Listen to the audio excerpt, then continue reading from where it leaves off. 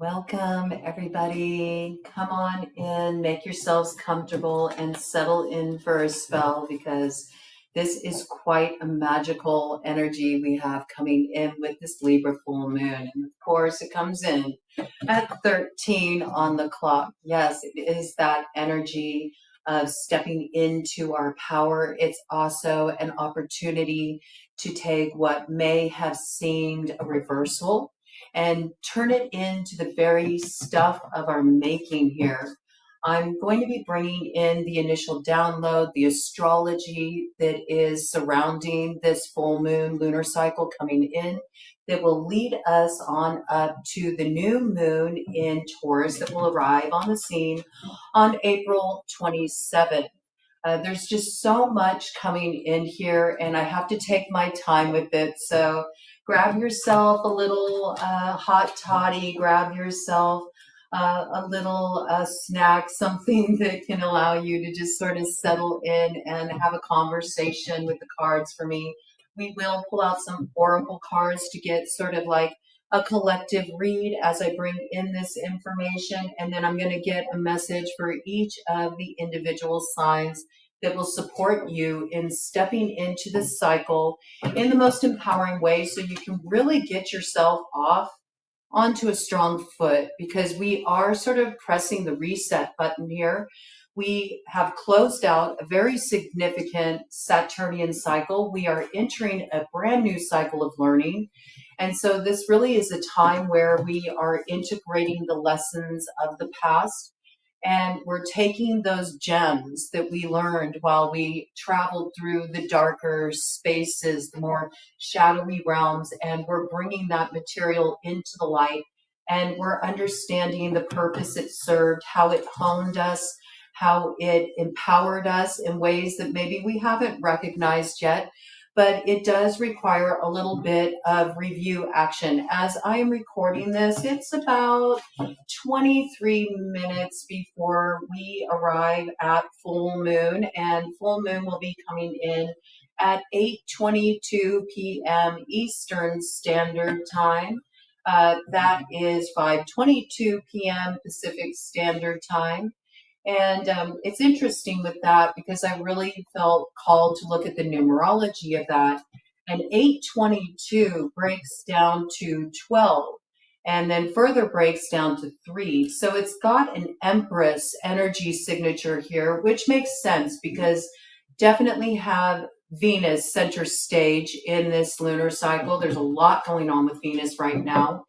And of course, when we look at the 12th house, we are looking at Pisces that has so much activity going on in that 12th house right now. It really is a hotbed of activity. Of course, we have Pisces in the North Node as well. So we're really working with this energy signature of the Empress is the means of expansion. Now, when I broke down 5:22 p.m. for Pacific Standard Time, we got the number 9, which is the Hermit energy. And I found that fascinating because the Hermit is, of course, Virgo that's holding down the South Node when we look at it through the lens of tarot. And when we're looking at the 9th house, we're looking at Sagittarius. And both Sagittarius and Pisces hold the energy of Jupiter. So Jupiter is sort of inherent in this cycle in the sense that it is a call to move into expansion. It's also a call to move into optimism. It's also asking us to take a philosophical view of our lives and see how the challenges we faced or where we felt blocked or where we've noticed there's been sort of a discrepancy between what we're giving and what we're receiving in return, that we look at it through the lens of an opportunity to understand the framework of our lives in a new way as being self-generated, and how can we take a more enthusiastic, optimistic view and look at life with more of a personal sense of philosophy in order to rise up out of those challenges and move into greater potential, which is definitely on deck with this particular cycle. Now, we do have Venus and Mercury direct in Pisces. And they are also in close proximity to the North Node and South Node. And that action's going down in the late degrees of Pisces. So we know pretty soon here that energy is really going to be moving forward into, that house of Aries. And then we're going to have a brand new cycle kicking off here. Oh, and isn't that interesting? Something just wanted to present itself here. Yes, this is where we may be looking at the ghosts of regret. We may be looking at the coulda, woulda, shouldas at this point. There is a little bit of review going on, and we will be doing individual sign reads in relation to this, so you can understand the learning cycle you're moving out of in relation to where all the action's been going down in your particular house in your chart, how that's affected you, and what you can do with that to take something from it to build upon for your future as you enter into this new learning cycle, empowered by what you learned from the past and those challenges. So yes, this may be the time when you're doing a little bit of a review and you're thinking, well, I would have done this had I known that. And I could have done this if this part of me wasn't sort of like getting in the way, okay? Or I should have done this because I'm starting to experience the reverberatory effects, and gosh, they're not quite what I was looking for. And we'll go into that in a little more detail. That's very much in relation to the Sabian symbols and the means of expansion that are in play, which do tie into Pisces. We may as well bring that in right now. The Sabian symbol for the moon coming in for Libra at 23 degrees is a rooster heralding the coming light. So yes, it is us not allowing ourselves to waste the dawn, right? And that message has been coming in here for quite a while. And it really breaks down to us speaking up, giving a voice to what we know to be true so we can speak that into existence. 7-Eleven on the clock, but that's all very much informed through our regrets.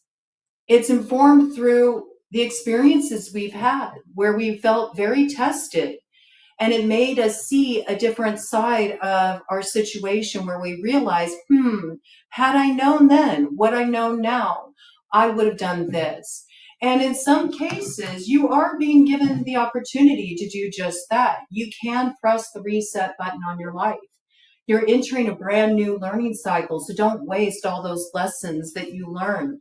Ilbe, the retriever, has brought you a pearl of wisdom, and it does have a concealed treasure that you won't understand until you actually set that learning in motion. All right.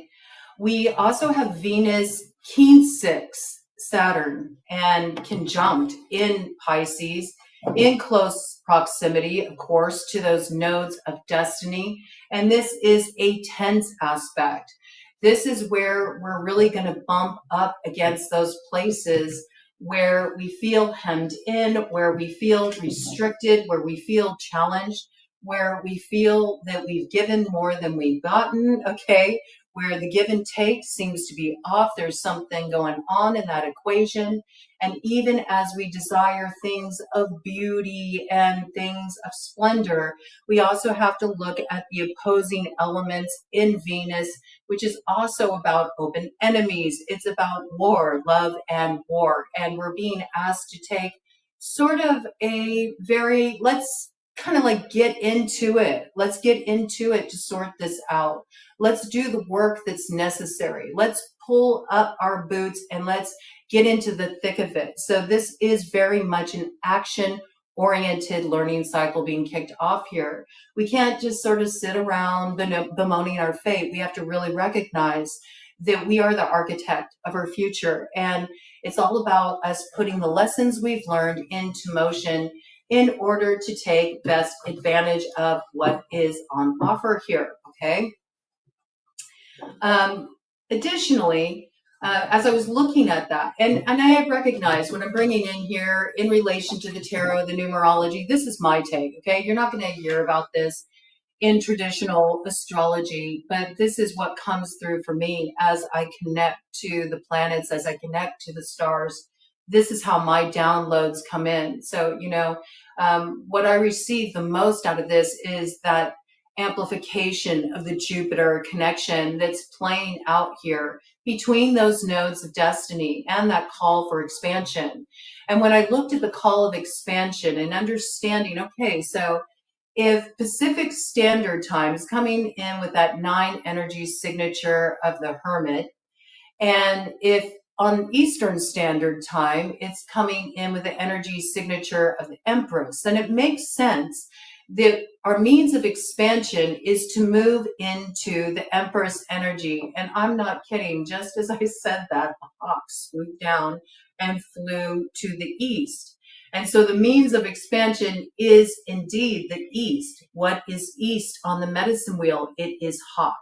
It is Aries. We know this, because that's where all the new action is going to be going down. Everything's going to start to move forward into Aries, and that's about us really leading the charge. It means we have to be the trailblazer here. We have to put into motion what we've learned during this cycle. That's wild how that came in.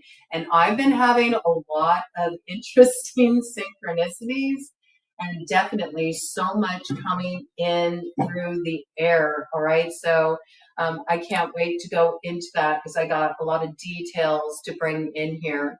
But when we're looking at this Saturnian cycle and moving into expansion, we have to look through the lens of that sense of limitation or restriction or the work to be done in relation to Venusian matters, right? This is what's coming in very strongly. Fortunately for us, we do have Mercury trine Mars, which will make us really quick on our feet as far as coming up with innovative solutions. We'll be able to sort of move through this like integration process pretty rapidly.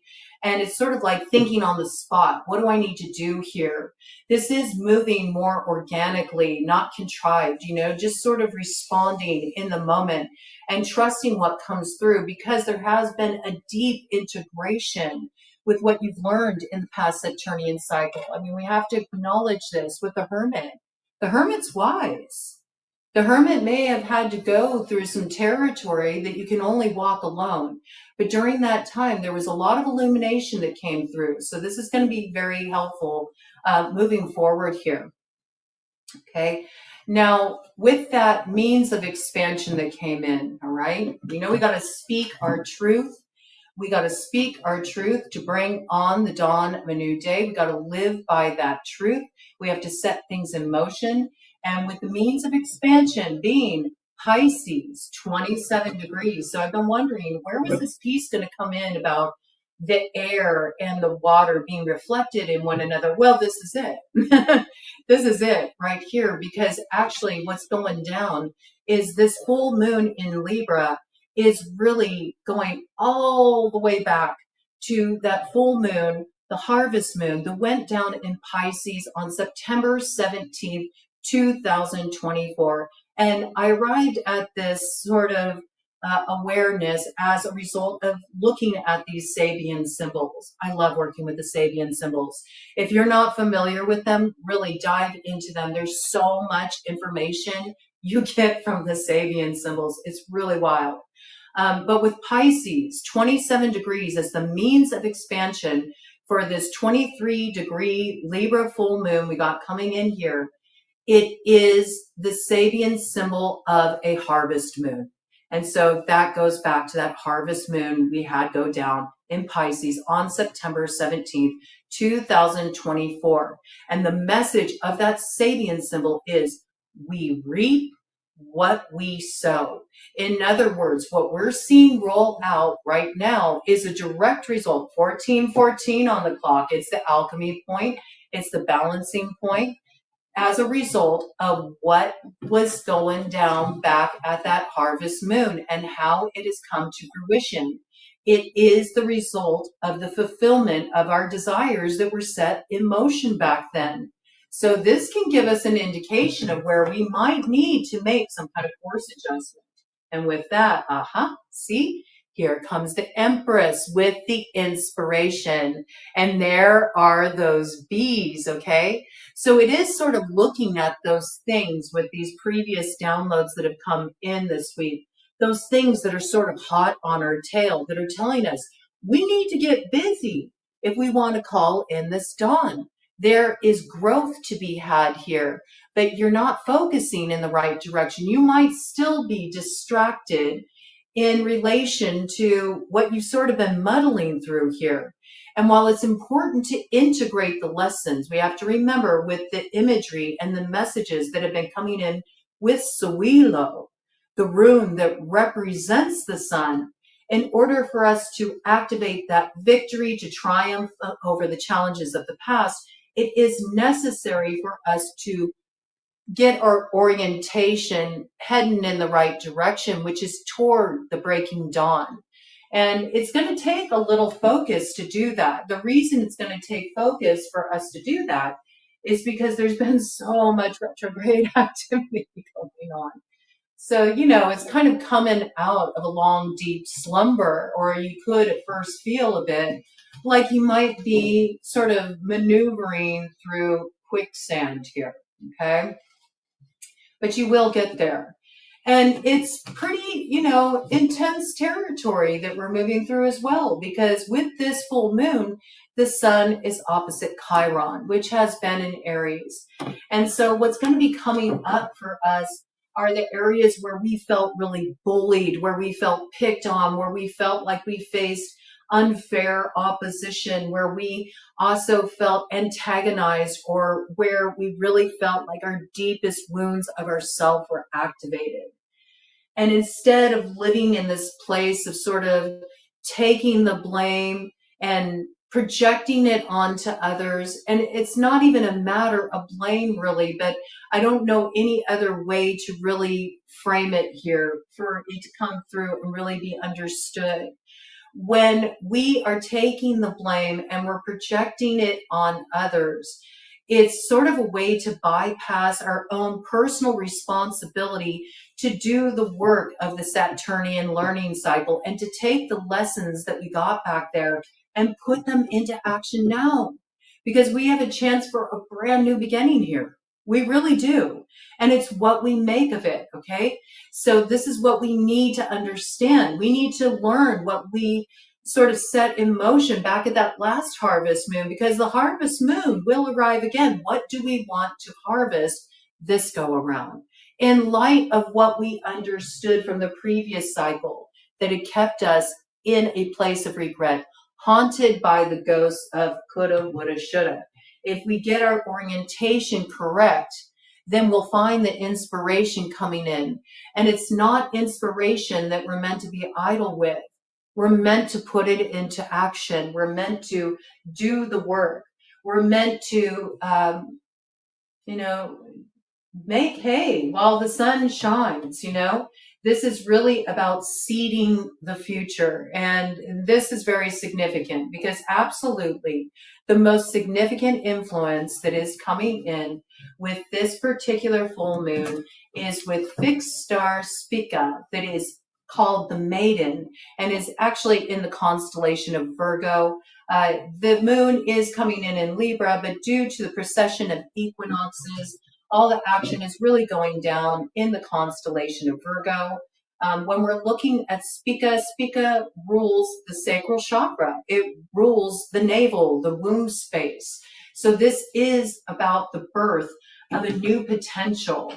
It is the seed of the maiden. It is the ear of wheat. And so this is about those fields of gold. What are you going to alchemize out of the past that will be your harvest this fall, okay? This energy set in motion right now. Fixed star Spica has a really beautiful energy associated with it that's actually really harmonized with the rune Sawilo. It's all about clearing out any kind of scarcity thinking or the impish aspects of ourselves that hide out in the shadow.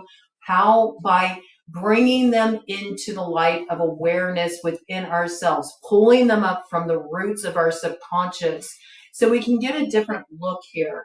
And with that honey flow that came in with Sawilo. We also have that sensuality really being channeled through art, okay? This is the muse offering the opportunity for expansion and recognition, to actually have the chance to step into a spotlight and be recognized for what we bring forward here. There's also a spotlight kind of on the sciences, literature, the arts, and it's a great time for any of you that are involved in any kind of innovative approach where you're really figuring out a new way to tackle a particularly challenging problem that can serve the collective as a whole. We'll see a lot of innovation coming in the realm of science. If you're a writer, this is a great time for you to get busy with those plots you have in mind, with the character development coming in. Great time for artists, whatever your medium may be, whether it's an easel or a potter's wheel.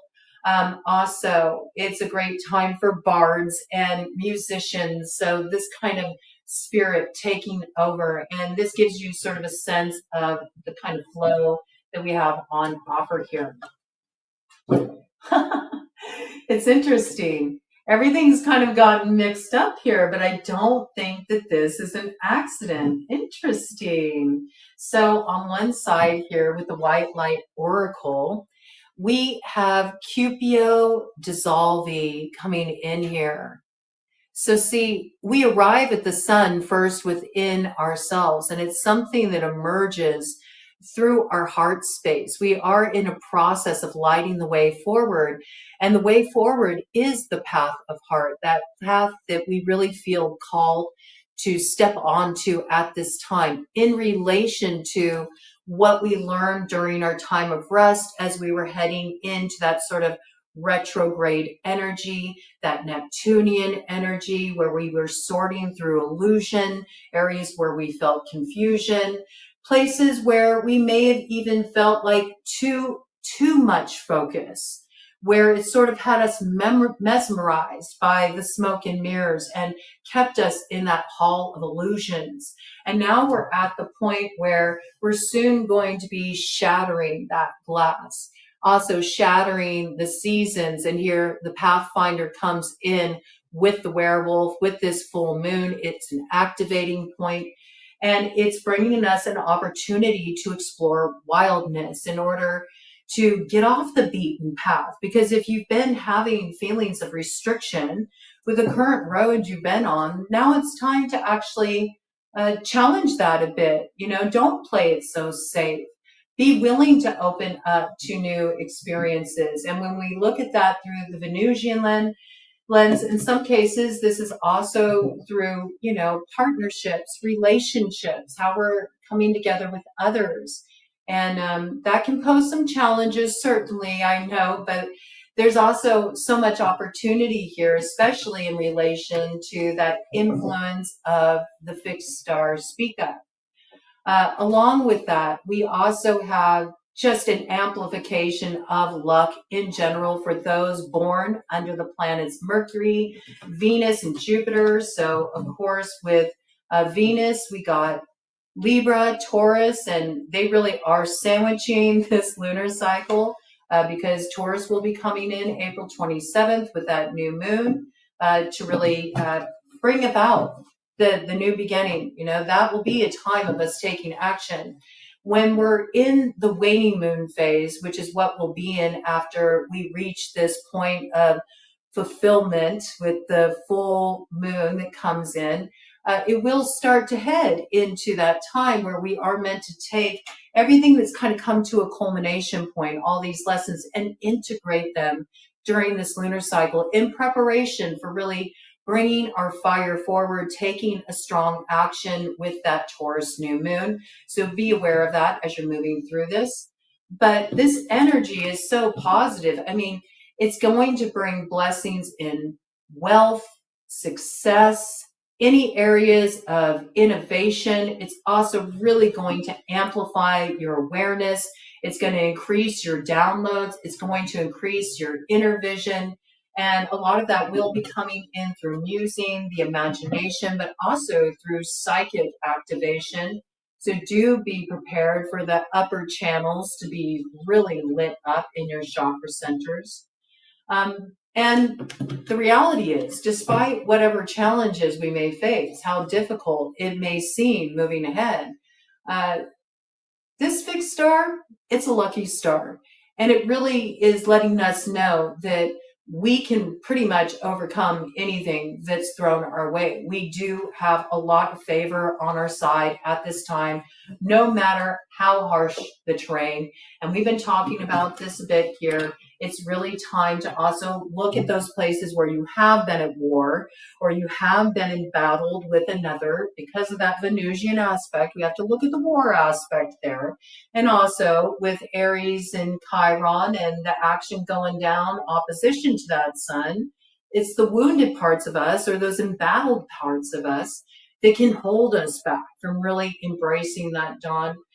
So there is something we really do need to understand here. That's why it's so important to look at those places where you did feel like you were being oppressed, or you did feel like you were being kicked around, or you do feel like you were being bullied, or you felt like there were people poking at your wounds, or you just felt really raw, or like you were getting a really raw deal. It is a tricky climate, okay? We need to be aware of this. It is a tricky climate, and this is where I'm going to bring in an experience that I had yesterday, okay, as I started to get the download for this full moon. And I'm going to be bringing in stuff next week, quest reads around this. So do expect a lot more coming in around this, but I was out walking about, beautiful day, really enjoying the weather. Initially, I wanted to go to the little library because sometimes I feel called there. And usually when I feel called there, I call it like my little magical library where you get to leave a book, take a book, you know, it's a community thing. Many cities have these. And if you don't have one in your city, maybe you should start one. It's a great way to sort of share information, and I just really like the spirit of it. But anyway, I always find magical things there when I go there. The last time I went there, I found The Lion, the Witch, and the Wardrobe. Okay, so this energy coming in a little bit there too. Okay, we are sort of in a chronicle period here too. It's like a continuation of a story too. Never-ending story coming in now on the tail of that. So yes, there's a lot happening here. It's like, it's not the end of the story. It is on one level, but it's the end of being in that sort of wounded place within ourselves. It's the end of being bullied. We're giving an opportunity to really take a stand for ourselves, to, you know, represent what we know is true and put it in motion. And that is the transformation point, okay? So anyway, I go to walk toward the little library, and I ended up not being able to go there. I was like, oh man, Ted, we're gonna have to turn around, because at the crossroads, I'm gonna call it a crossroads because it is a crossroads. I have to, you know, kind of cross the street between an intersection there to get to the little magical library, and crossroads are always important intersections for me, so I pay attention to stuff like that. There was something going down. There was some kind of emergency. There were multiple cop cars. There were ambulances. There were fire engines, and traffic was being rerouted. Okay, so I felt like that was really giving a message, and that's why I was sort of like meant to head that way. So you may be dealing with something like this. I do feel like with the trickery that is on the scene here, there is the element in play where things might have to get a little mixed up before they kind of come together, right? It may feel like it's a bit of an infinite cosmic mess, but it's actually synergy. It's a creative process that's set in motion. And that's part of creativity. Creativity is birthed out of what appears as chaos, okay? But there's even order present within chaos, even though we may not understand it or we may not be able to intellectualize that it exists nonetheless. You wouldn't be here if that weren't true, okay? You have to remember, we were all birthed from the stars. So that, you know, that seems kind of chaotic. How did that come to be? But do you see there's a design? And so that's what you need to understand at this time, as things may feel like they're getting like a little mixed up, or things are getting a little rerouted, or I feel a little discombobulated. I'm not sure who I am anymore. You have to remember, it's been retrograde. Now we're going to be moving into that house of Aries. And now you're going to really start to figure that out. Well, that was me then. This is who I am now. Now I'm actually becoming, oh, I'm getting the wings. I'm starting to free myself from that state of chrysalis. I'm ready to learn to fly. And that's what we're in the process of doing here. Okay. So it's like, okay, this is very interesting. All right, I got the memo. All right, not going that way. Okay, I'm not going that way. What way am I heading? What way am I heading? And so I was like, let's go this direction, Ted. And ironically, we were heading south. We headed south. Now, south is the direction of transformation, and it's associated with the snake on the medicine wheel, which is Scorpio. So we're looking at 8th house matters, Plutonian territory, that which needs to be released from the time when we were walking through the valley of the shadow. And with this, look what we got here. We got number 26. There's that 8-point activation point, alchemical point of manifestation. Relax the hold of darkness and be at cause. See, this is when you really need to tap your roots. Do you see? Everything you need is in your roots, and it spirals out through you. You are bringing it into creation. So this is alchemy set in motion, and you're meant to focus on the light you're building, on what you're wanting to build in this new cycle. What do you want your harvest to be from this reference point? From where you are now, it was 31:44 on the clock here, 4:44. It comes in again, 4:44, 12:3. Do you see how it's all tying back to this full moon, how to align with the Empress or the Emperor energy? But even in relation to the Emperor, as we're looking at things through that lens of Sun opposite Chiron and Aries, we have to understand that in order for the Emperor to really be seated in his throne at this time, it is about him opening up that heart space and tapping the potential of what his feelings, what his emotions, his intuition, his sensations, what the waterway is revealing to him.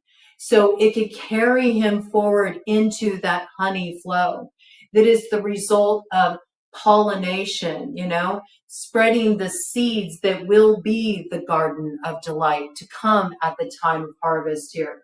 So it's all happening right now on the quantum field, but it's already rooted in you. And it's rooted in this experience you've been through, you see, because you moved through the deception. You moved through the dark. And you got a Merkaba there, which is a vehicle of not only transformation, but transportation to the dawn that arrives after the storm, right? So the sun will rise again. This is coming in. And this comes in through alchemizing the deceptive aspects and calling them into the light of truth. It's about looking at the roots of things that were set in motion in the past and looking at how they're coming to fruition now. So you can use that to inform your steps forward here. And there is a taking flight here. And the route to that is through independent action. It's not about trying to figure out what other people are doing or what their truth is or how they're going to react to something. But it is through you understanding in your relation to the mirror of the other how you want to show up differently and how you want to set a different cycle in motion. So that's what's really coming through here. So yes, this is what's being transformed. The scales are falling from the eyes. We're getting a different view. The filter of projection is falling away from our reality tunnel.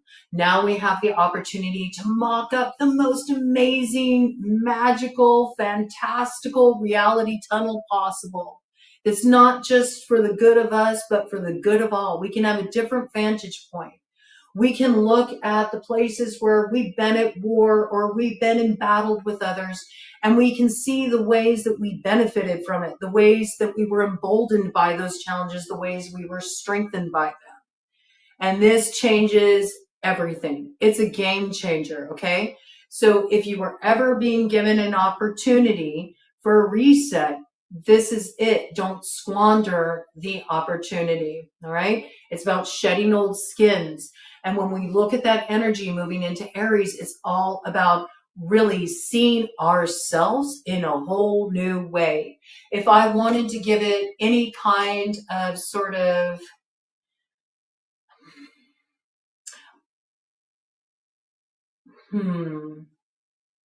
meta theme, I would call it character development. I would call it character development. In fact, I think that that's a good title for this. This is what I feel it is. It's all about character development right now, okay? It's really about you considering, who do you want to be? Because you can be whoever you want to be. If the inspiration is coming through for you to try on a certain hat for size or to throw that hat in a particular ring, then this is the time to do it. This is the time to roll that dice, okay? Especially with the King 6 that's going down between Venus and Saturn there.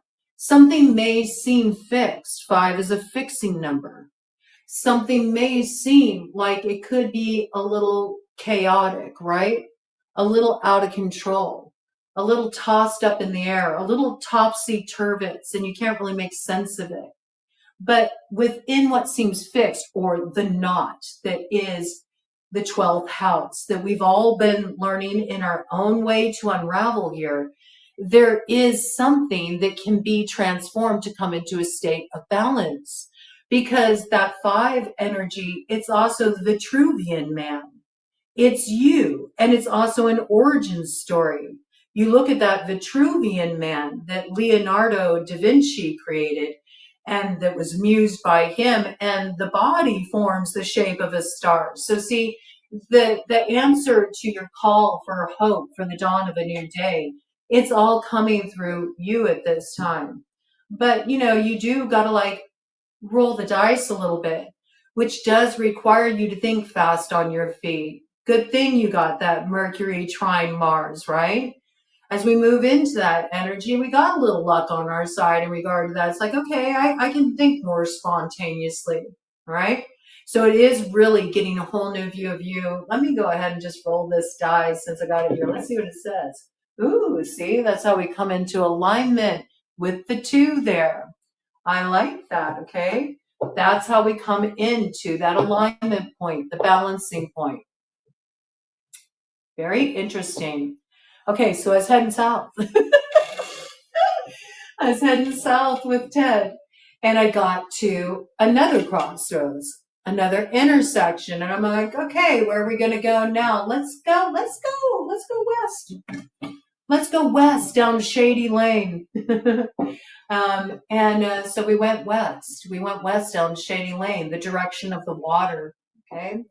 The direction of the water. It's also the direction of the bear medicine. And the bear medicine is all about that activation of awareness that comes through the pineal gland, that comes through contemplating the inner sun by turning our orientation upwards with the eyes when we're in that state of meditation. And we can really create that waterway through our receptivity to receive the downloads, the instruction, the information that wants to come in for us. And so it's also associated with Virgo, which ironically is the south node, okay? So something being transformed here emotionally, something that needs to be understood through that transformational process for this new cycle to begin. And yes, this is how I live my life. I look at everything like this. This is another reason why it's so important to get away from staring at your screen and like get out there and get into the world and get active. And I really feel that's an important part of this, with that Saturnian energy merged with Venus. I feel like that's what's trying to get you to pay attention here. It's like, yeah, the work is to be done, but the work is to be done through inspiration, in what comes through in beauty, what comes through poetically, what comes through in a sort of musing way. And you can only encounter that kind of honey flow, that sweet flow that is the result of the seeds you plant that bring so much beauty into fruition if you're outside in the elements. And it will awaken in you, and it's prime for the taking right now, because the air is the pathway that leads us into that Jupiterian expansion. How do I know that? Well, we have to look at the air as being that starting point. We went to the Vitruvian man, right? If you are the wand that is the power source that activates the change, okay, and it all depends on the direction you focus your intention. That first is born of ether and air. It has to get pulled down through you. It is the airway. And I had this confirmed. How? Because Ted looked up at the sky and he started barking as we were heading down Shady Lane. And I want you to remember a card that came out in the reading we did for the water signs. In fact, I'm going to find it here. There's that one. I know it's out here because it plays into this. It plays into this so strongly. It was a moment where I discussed in that reading that you're going to have these points of reflection where you really do recognize that you are the creator of your reality. So it's all about how you choose to develop the character, okay? Your character, and what role are you playing in your story? Are you going to be the antagonist, or are you going to be the protagonist?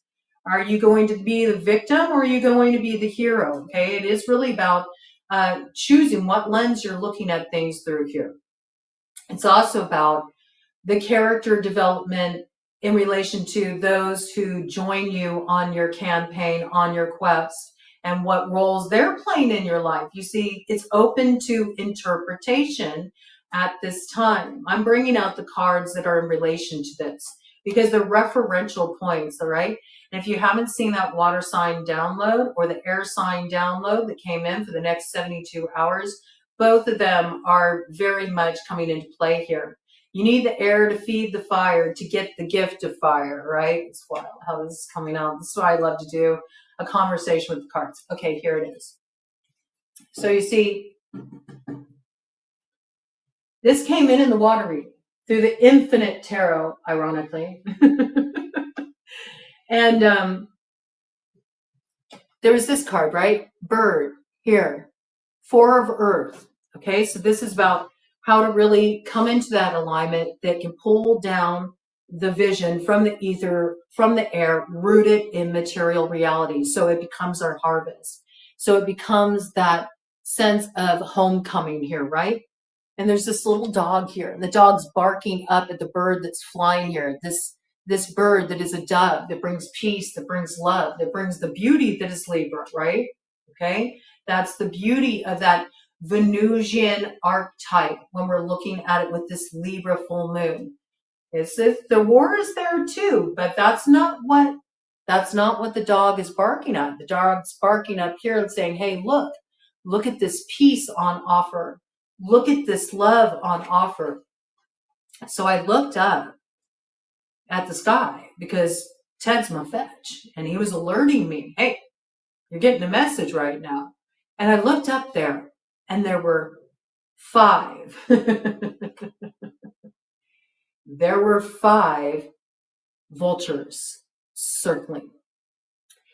And that's potent, because if you've been here a while, you already know why. If you're new here, We had the vulture medicine come in last year. And I believe it was roughly around this time. I believe it was right around the springtime.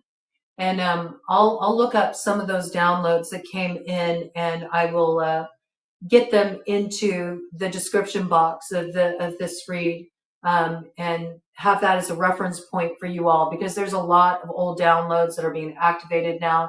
Certainly that Learning to Fly download is being activated right now, so I'll be putting links in there. There's a lot of those messages coming in from back then that are really being highlighted right now as providing very helpful keys. So I saw the hawks. Now, last time they came in with three hawks. Okay. Last time this came in last spring, 3, the Empress energy. This time is coming in with 5, 3, 5, 8, the manifestation point. So see, this is some really interesting energy coming in here. And I was like, ooh, wow, that's potent. That's potent. And then that really led me down a whole rabbit hole. And this is going to be informing the quest reads that come in next week. It led me down a whole rabbit hole. I'm just noticing this. Okay, remember, well, if you didn't tune in for it, you didn't know. Sawilo, the rune Sawilo, it is of the nature that because it's the sun, it's about moving into the active force, the nurturing force, nurturing the growth with the light, okay? So there's a need to step out of the shadow. If one remains inactive during this cycle and there is not that action to actually speak things into existence, to act upon your truth, to merge it with that fire, once you come into that power of your truth and you are given the awareness of the actions you need to take. If you're idle with this energy, idle hands are the devil's playthings, okay? That is the trickster. That's the trickster energy. That's the impish energy. I just noticed here, we have on the bottom of the deck, Pandora's gift. If you don't put that vitality force in motion, it can be sort of distorted through our lack of awareness, through operating out of the shadow. Okay, so kind of funny that came through on Shady Lane. And those, vultures were up there right around the sun, circling around the sun. Look at it, coming in with number 9, the hermit, the light that guides you forward.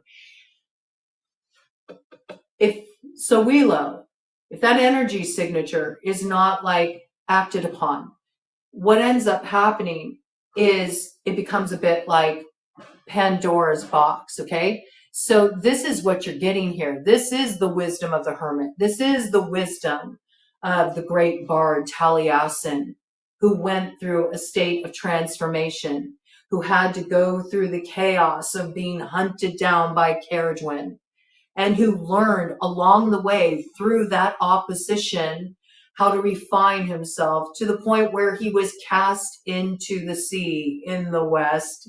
West is the water, okay, and was transformed into that wizard, okay? So see, remember, there's magical gifts, there's hidden gifts, there's talents, there's things coming through you now that you haven't been able to see before. This is what you're coming into alignment with. The gift of those challenges. This is what puts the power into your hands with that miraculous chalice. It's the fire of inspiration to take action that is the torch that blazes your way forward. This came in the read.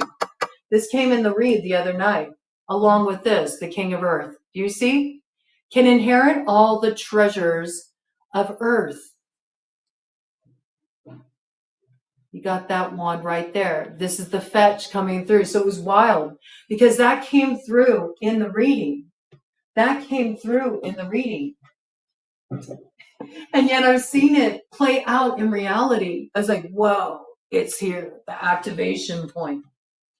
It was literally Ted barking up at the birds saying, hey, look, here's the sign of peace.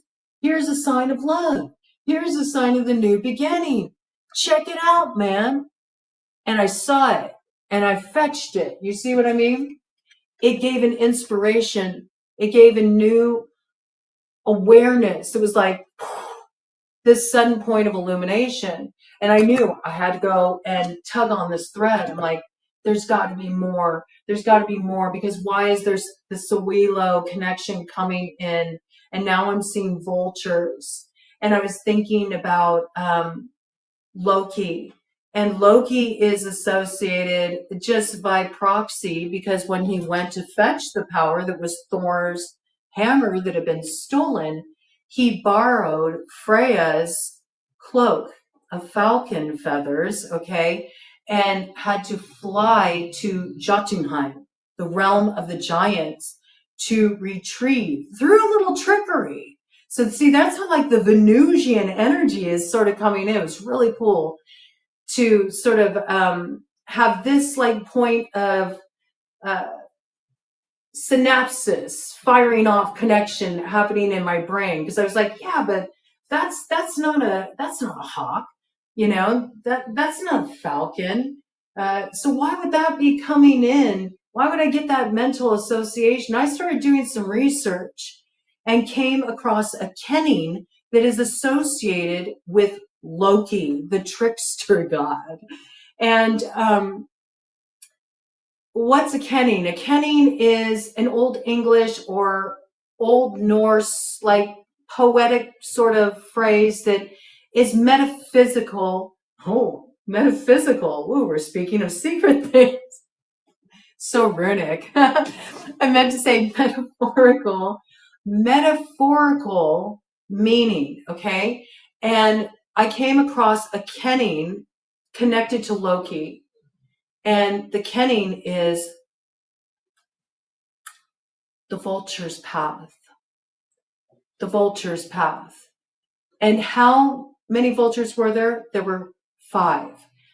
And I went, oh, wait, this is giving like a solution on how to turn what was that knot of Pisces of the 12th house into the stuff of the star, the hope on the other side. And it sort of blew me away. Now, the vulture's path. This is a kenning directly associated with Loki. So Loki is the vulture's path. That is the path to power, okay?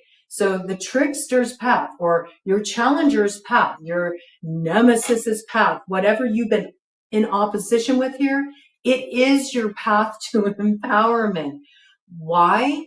Because it is associated with air, bird. It's a means of expansion. That's what the vulture's path of Loki is a kenning for. The means of expansion coming through air, bird, they are bringing the messengers. So pay attention to the way the birds are communicating to you right now, because they're revealing things to you about the path.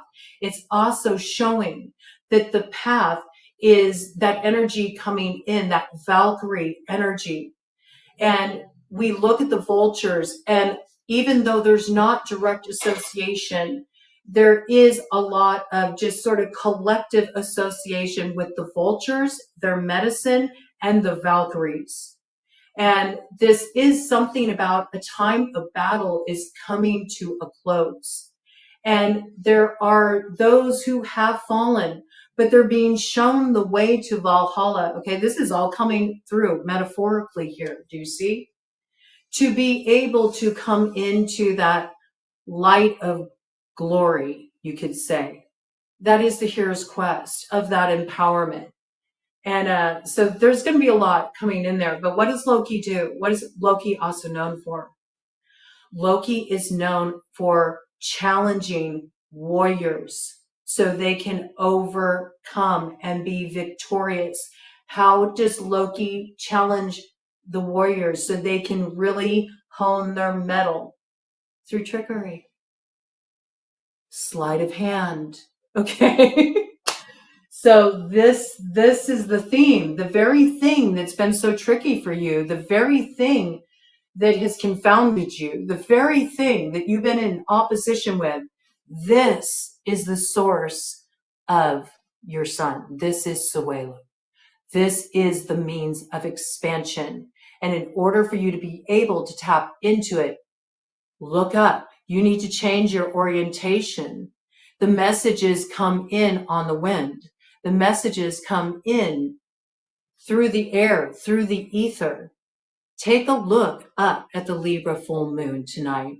It has something to teach you about the waterway, which will help you find the way through. It's a beautiful unmasking energy. So you can see the true you, the gift of the first house of Aries, with this energy going direct there. It's just really, really a cool vibe rolling out here. So more to come in through that, okay? We'll bring more in around that. I kind of want to just get a cut of the deck to cap off this portion of the message. Yes. And with this, we have number 32, that 5 point, okay? Lasya of Parvati. Yes. Just luxuriate in the different sensations of becoming, the different sensations of coming to life again. Let a new vision be rooted within you through changing your orientation and looking up to see the light you're generating within. Invite in more space to be within the elements and to allow your inner reflection to be mirrored in what you're seeing in the outer, to use it as a meditative point for transformation. That is the airway. It's also, when we're looking at that vulture's path, it's showing that there's beauty in the transformation, because vulture medicine is not just about feasting on carrion. It's also about honoring the carrion's call to rise again. It's rebirth energy, okay? So this is what's coming through. This is what you'll really be integrating. This is what's going to be coming in. Look at it, looks like wings coming down. This is what's going to be coming in to pour into the miraculous chalice of you. This would even be actually a beautiful mudra you could do right over your heart space. You could even do that under the moon tonight. Just turn your face to Lady Luna and just create that miraculous chalice right over your heart, and just allow the lunar essence to pour into that space, the waterway within you. It's also the way through that we're going to arrive at here to a point of transformation. Interesting. And with that, the hatching of the new vision, see? Learning to fly. The vision's activated, radiates out from you, brings about a new creation, a new vision. And look at that. It says the word wants to be written. So I feel like this is the word, like the word that is the creative force that speaks things into existence. First, there was the word, and the word was God. The word was the creator. All right. I feel like it's something wanting to be written in your soul that you then bring into existence, right? Through speaking that truth, through activating it and living it. That's your character development. And for those of you that are writers and you have a story to share, and you've been, sort of like not allowing it to happen because you've been feeling that other things that really aren't feeding your soul or resonating are taking up too much time and space, it's time to redress that balance right now. Because there's some gift from Pandora's box. There's some gift of what you've been through that's going to be like a light beam to others. And you're meant to transmit that, right? You're receiving it. You're meant to transmit it. And I feel that too coming in there. Something you're receiving right now is meant to be transmitted. All right, let me see what's on the other side. Just cap this off here. Interesting. And yeah, there is that path opening up. Do you see the light? Do you see the 4 points there? This is you at the center of it all. Isn't that wild? There's that 5 imagery again. That's what a King 6 is too. It's like one center point element with 4 quarters around it, you know? It's also the same thing as the medicine wheel. This is like you finding yourself at the center of that wheel. You greet the pathfinder here. The pathfinder comes through, the path that is you, and the path rises up to meet you because the path is you. It's in you already. And this shows you the way forward. This shows you the way forward. Wolf is also associated with the sign of Pisces. So see, the new path is ignited and opens up through you with Neptune and Venus going direct in Pisces. You also got Mercury already direct too, you know, so this energy coming through. What's on the other side of it? Ooh! There's Ilbe. Remember Ilbe, the fairy, the retriever of lost things, helping you pluck some treasure from that time in the Valley of Shadow. We got the pool of this centrifugal force that will be undeniable. Look at that. Is it 35? It is. There's 8. The pearl of Sharo.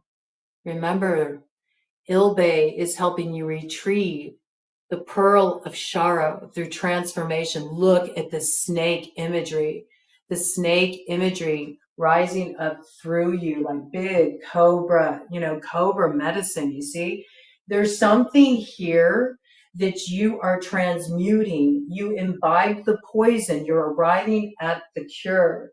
You see what you got here? This is called an Eye of Shiva. Eye of Shiva. So that's really speaking of the quality of the dissolution is necessary for the evolution. So it was really cool to see those vultures up there by that sun and to get that message coming in so perfectly like that. That the beauty is in the ending because it's just a chronicle in the never-ending story that is the Oran Moor rippling all throughout existence, that one note of ecstasis rippling all throughout existence. There's something you're healing here. It's like you're recognizing the greatest beauty is being found in the places of you that felt oppressed or felt bullied or felt held back or hemmed in. The places inside of you that were your deepest wounds are your power. Because Cobra medicine is power. It's power. That's what's rising up through this transformation. How? Well, it really is that Kundalini life force energy. It is the activating force. And it is what comes through when we're having more visionary type experiences, when we're accessing the upper channels, when there's a certain root of knowledge that rises up through the root of us and brings an instant moment of illumination that gives us an understanding that wasn't possible to be seen before. Whew. 9:22 on the clock out here. Wow, 6:22. Yes, so the Wizard's version of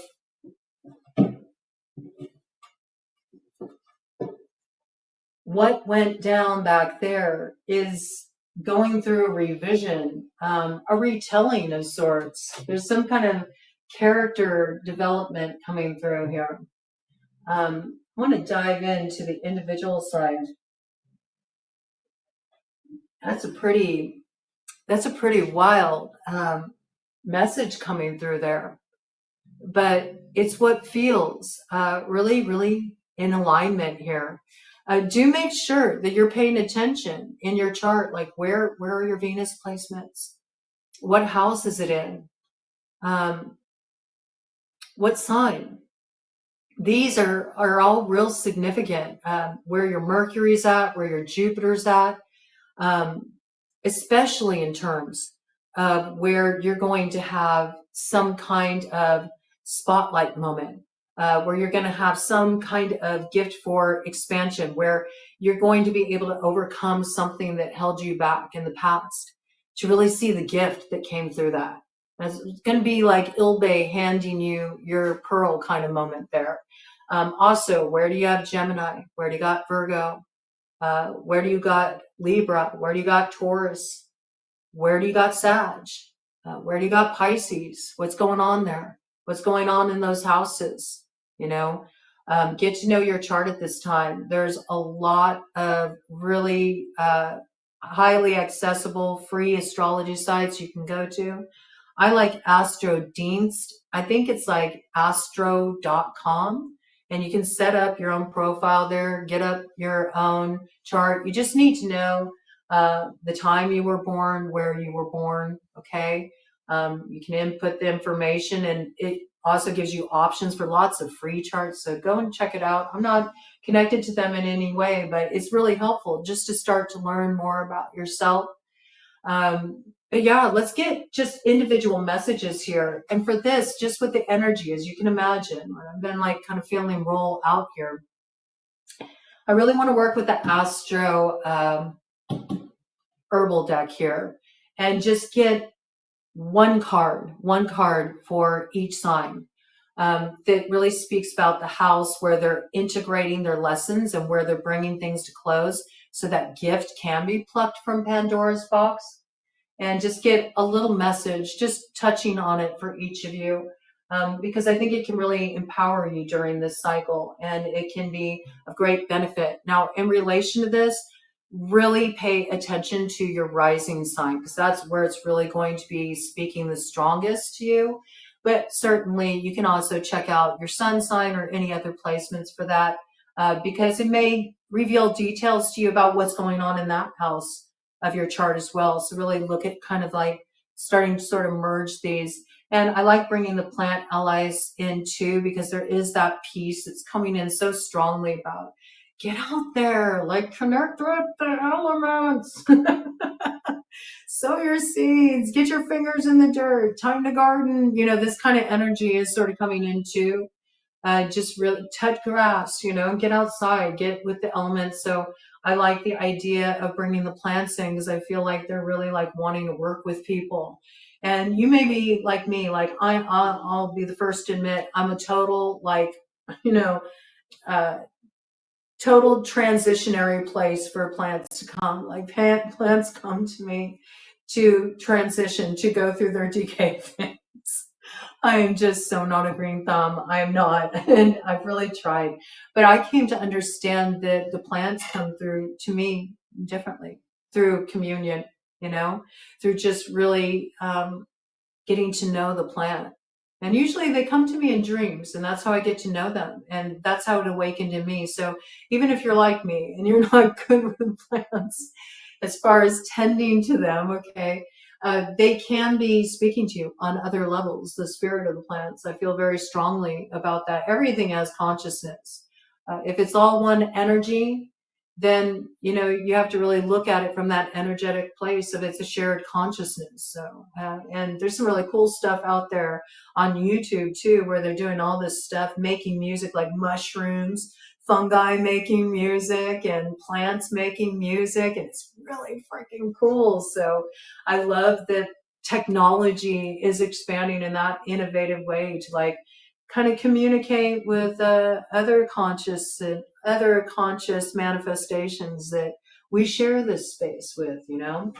So anyway, I'm going off out into the ether, because that's the nature of this energy. I'm going to dive right into it. And it's still Aries season. So Aries, you are going to get to go first here. And I like it. It feels fitting that you should go first, especially with the energy and how it's coming in.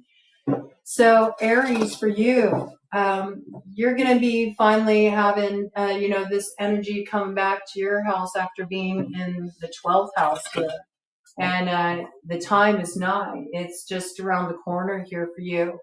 So what's really coming in for you now is like, okay, what have you learned about what you weren't willing to look at before, what you couldn't see, or what was your blind spot in the past. What did you really suss out? What did you discover? Or sort of like those hidden enemies that you were dealing with. Where did you notice? We have to understand when we're looking at astrology, we're really looking at understanding ourselves better. It is a place of philosophical study, really, I have to tell you, to understand the nature of yourself. It's another lens to look through. So really, when we're looking at that hidden enemies, it's like looking at that stuff that is in the subconscious. What is the source of my deepest wound?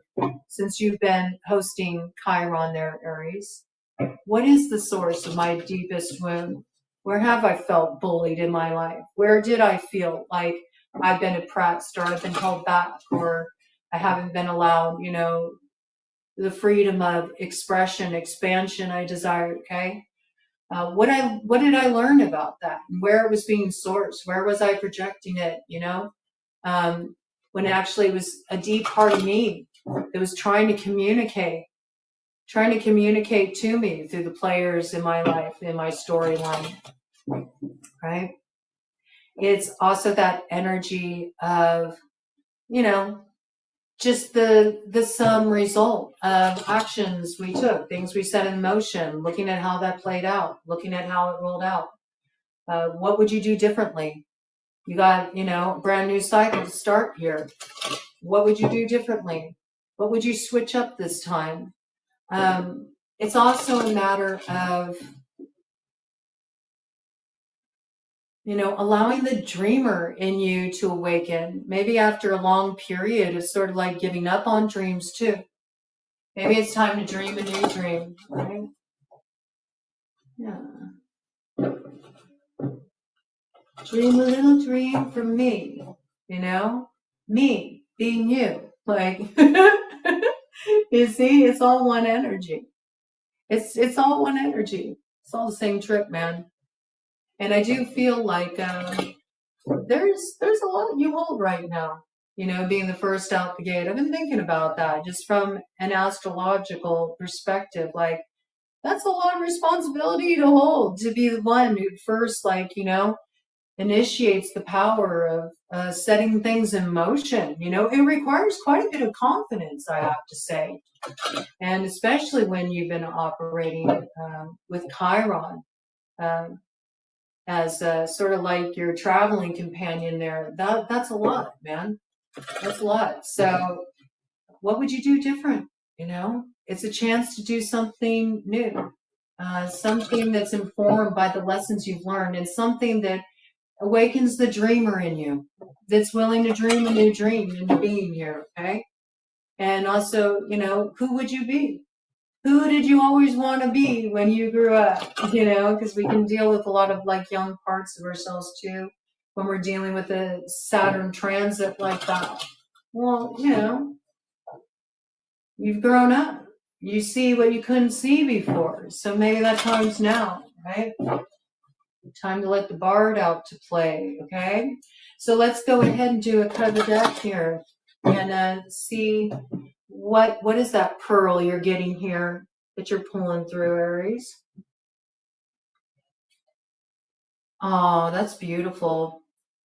You got number 12, Rose, Love. Look at it, lit up with Lady Luna there. That is really beautiful. And there's the bird. Oh, 1:13:13 on the clock. I love how that came through. Look at that. There's Cupid's arrow through the heart. Oh, the arrows of love and peace. What was promised with the holding of the power and the miraculous chalice. See, that's what you do. That's what the Aries energy does. It takes inspiration. It's like, I ain't going to sit on it. I'm going to take action. I love how it came through that way, Aries. So yeah, this is understanding something, something that was sacrificed. But if you look, it's like what was sacrificed is sort of like the polarization of opposites. And there's an understanding that, there's a place where they merge here. And that allowed a certain kind of cleansing of bad blood to happen for you that opened the heart again. You know, there also may have been something really, you know, profound released in terms of your love story, right?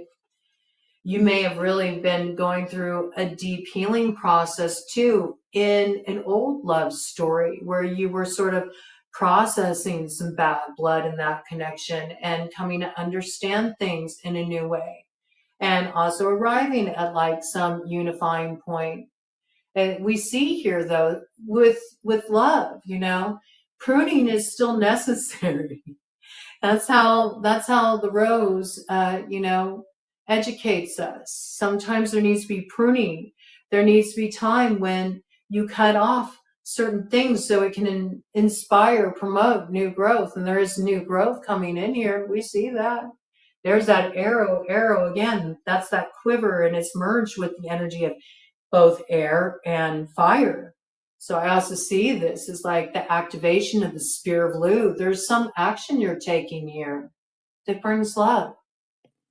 There's cleansing, transformation. Look at that ocean in the background. This is like you're in the process of initiation here. I mean, that's what I see. You're in the process of initiation here as a result of some action you'll take with the new moon that comes in. That new moon is going to come in Taurus on April 27th. Yep. See, 9 energy breaks down to 9. There's something you're coming into alignment there. Alignment with there, it's a gift. It's a gift, and it's also when you really fully step onto your quest, your hero's quest for power. And that will come to a real spotlight moment with the full moon that comes in Scorpio, and it arrives on May 12th, okay? I double checked. I've been trying to remember. Was it the 15th or was it the 12th? It's the 12th. It's actually a mirrored moon with the full moon in Libra we got going on here, okay? So something is being transformed. This is when you take flight, right? As a result of what's closing out here. So there's something that you're getting beyond thorns, you're getting to the sweetness of the bloom. This is really beautiful energy. And you're definitely having a transformation in the heart here. Something's piercing your heart. Oh yes, look at this. Number 42, Amanita, conduit. Okay, that's so funny because I was talking about the fungi making music. Yeah. I don't know. Some of you might be tripping a little bit. Some of you might be psychonauts. You might be kind of like opening up, processing some things through doing a little psychonaut journeying there. I could see that. I also feel like, yeah, some of you have been doing a little bit of that. Some of you have just been kind of like working with that medicine in terms of just doing a lot of journeying, you know. You've been really entering meditative space. It might have even been pulling something out of that meditative space for you, or will. And I could see that especially musically, because I brought in that piece about like the fungi making music. So I feel like that is talking about some kind of inspiration that's coming through for you. Yeah, if you invest in that, if you go with the flow, you know, if you feel inspired to create something, to be a conduit for something, when you're in that sort of like meditative sort of journeying dream time space, or if, you know, you're on a psychonaut trip, I don't know. You could be using it therapeutically too. You could be like microdosing, you know. I don't know. There's something that comes through there for you that's a real source of healing. And it inspires you. You get something cooking, whatever it is your gold of the Tuatha De Danann. They're like blessing you up with something here. It is an avenue to explore. This is also for those of you who really feel a connection to fairy. This is an invitation from fairy. Come, you know, spend some time at one of our rings. Spend some time at one of our rings and commune with us a bit. We got something we want to talk to you about. You know, it's about putting yourself in their element. We'll do something to align you with the path forward there too. Stag energy in the background there, while talking about that activation of the Stone of Destiny. So yeah, there's something here you're working with creatively. It is something that I feel like it's independently inspired. It is taking what sort of came through a heavy time, where in some cases you may have felt exiled or like you were a loner or you didn't really have any point of connection, and bringing something through that into the light that brings some kind of real gift here. It brings a real gift through what you envision here. All right, there's healing in it. There's transformation in it. It's something you're cooking up here. It's your own special sauce. So that's how it's coming through you. It's also sort of a spirit you're meant to really embody at this time too. It's something for your character development. Role you're going to play on the road up ahead according to your terms, you know? Something you can be proud of too. Some like elk medicine vibes coming through. And healthy pride, healthy sense of pride, not out of balance, you know. That's really just, you know, standing in the truth of who you are. That's an empowering experience. And there's nothing wrong with, you know, feeling good about who you are and what you've overcome. And I do feel like that's really coming forward for you. There might be a little of that bleeding in for you, Taurus. Taurus coming in at 1:20:33 on the clock. Let's see how this is coming through for Taurus. How is this coming through for Taurus? All right, cut the deck. Lavender, Weaver. So there's some judgment that's being called in your life, and you're choosing to leave something behind to move into a new direction. It's a new direction. It is a little bold. I feel this, okay? There's something here where you're being inspired to head into territory that puts you on quite a different track, okay? And there's a lot of creativity to this. And it's something that might be a little outside of the box.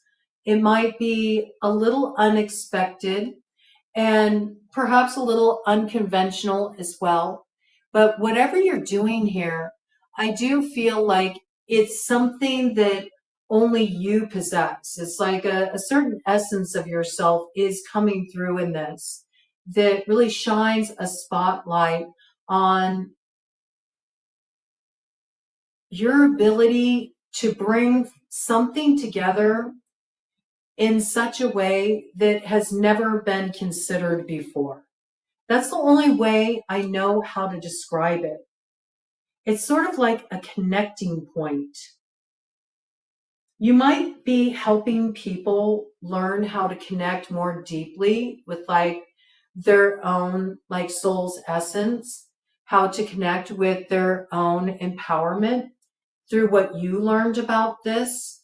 And there might be some kind of creative angle that's involved in this, but you're weaving a new way forward here. But I do feel like it's a very independent direction. And it's something that you actually came to through maybe being a loner for a while or not really finding your pack, like the people you were meant to connect with here. And it's very creative in nature. There is a little indication, though, with armadillo medicine that you might want to just have some good boundaries in this situation, okay? Especially with people that you feel like might kind of like slow you down with where you're heading. I think that that's kind of the way it's coming through. There's something about having real clarity of vision at this time that you want to keep in mind here. And then on the other side here, we have patience, horsetail. So there is like something you are manifesting here. And right now, yeah, I do feel like you're sort of seeding it on the quantum field. It's like you're getting a vision for how you want to move something forward here. And you're hatching it right now in your field of dreams. And it will manifest. There will be action taken to move this forward. But I feel like it's going to take patience. And for you, Taurus, this is going down in your 11th house, okay? So that has something to do with how you want to come together as a community. Maybe you want to expand your reach in terms of community. You could be working on the World Wide Web, and maybe you're trying to find your community, or you could be interacting with a community like on a forum on the World Wide Web, and you're sort of forming connections that are inspiring you in new directions here, giving you a new vision of your future perhaps, or that you might be wanting to do work online in that way, heading a little bit more of a direction where you have more freedom, more creative control here. You may have really changed things up on your social media too. I could see that. It seems like a lot going on online, maybe wanting to have better boundaries online too, who gets to have access to you. I also feel like there's going to be some kind of expansion, or like really finding like the right community and who you really want to network with, and building that network in something that does move forward in quite a magical way. It's just going to take a little patience here for this to manifest to its full, I want to say, state of possibility. Okay, so remember that when it feels a little frustrating, when things slow down.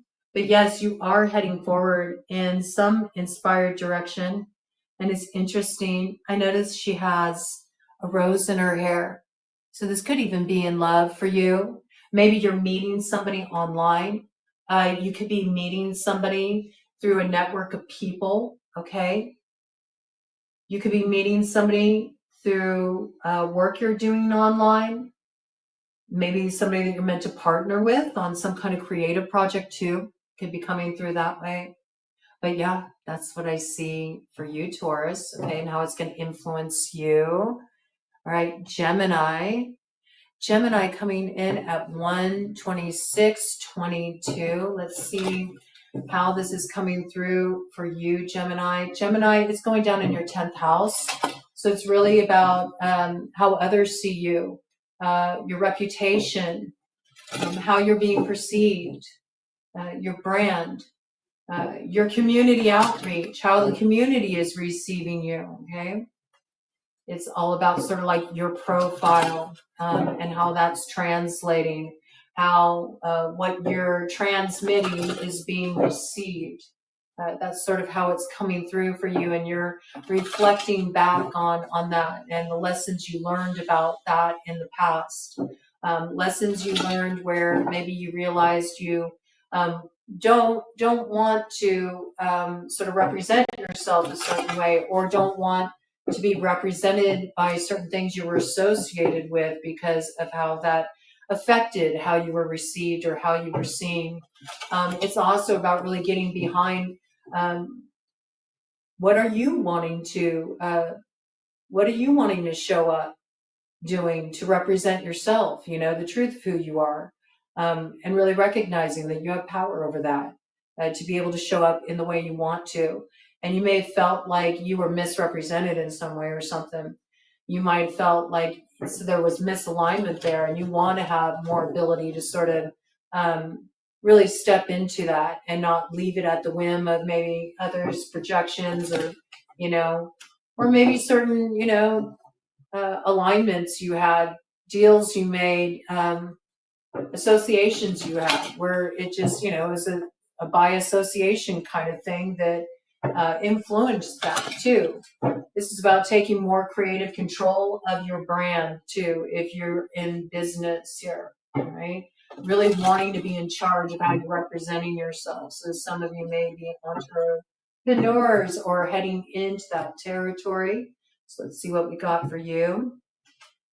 Gemini, dandelion, wounded healer.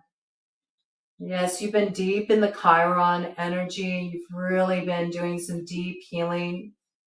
Very, very deep healing here. We got Jupiterian energy there, so you could have been doing some healing work even with the Sagittarius, okay?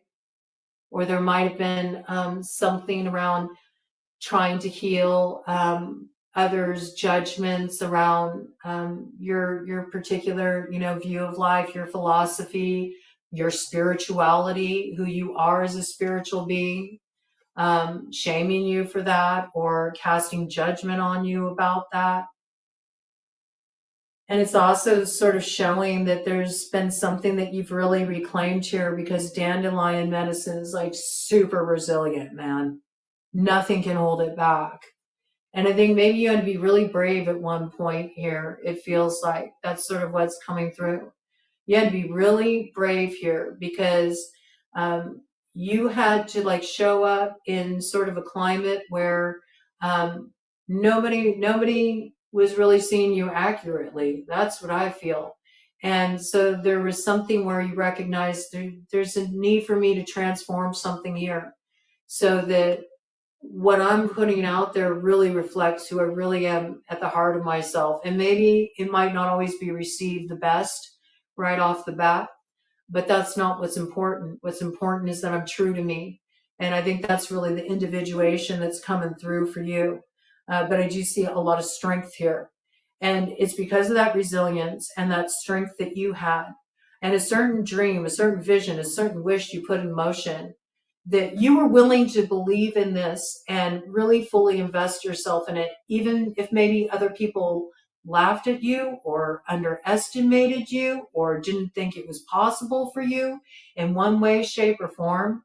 And this is like some beautiful point of transformation where you're like, you are the gold. You're the gold at the end of the rainbow. It's also like a beautiful spotlight moment coming in for you too. And I also feel like you got a vehicle to move forward here. You're about to enter a really lucky cycle. It's a good thing. So aim high, okay?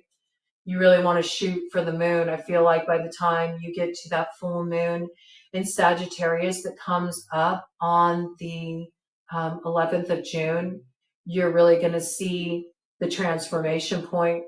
You might even be coming into a greater position of power in some way in your life materially. It is coming through like that.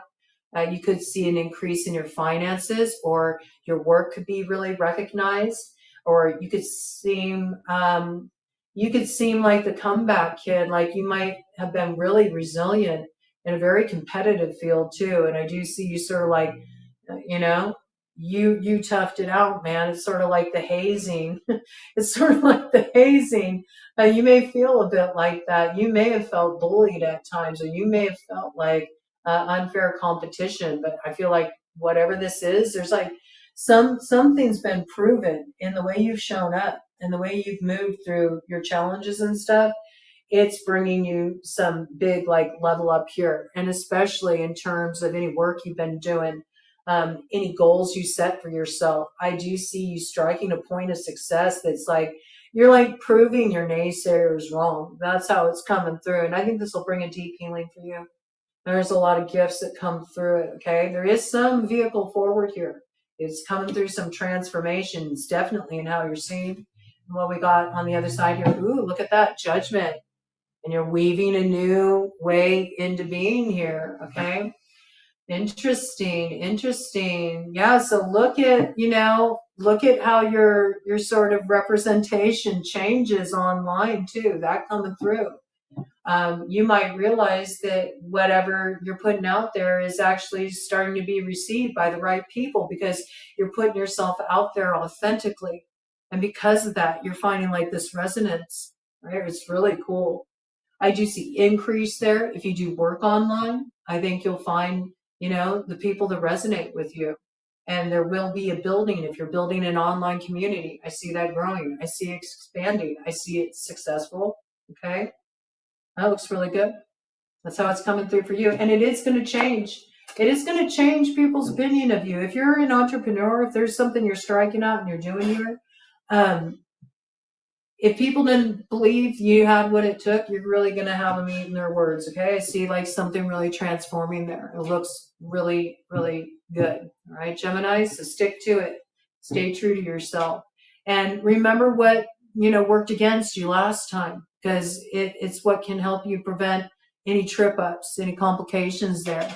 And you do have Jupiter, you know, Jupiter's in your sign right now. So you got some luck on your side. I do feel like that luck is really coming through for you. Things are really transforming here.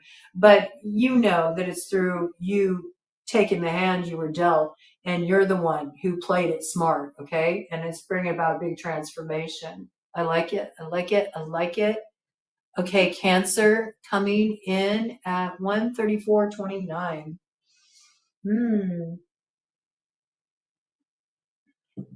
A gift of alignment, Cancer, in your 9th house. I like this. Finding your people, Cancer.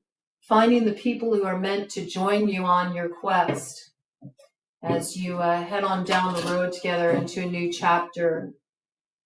Finding your community.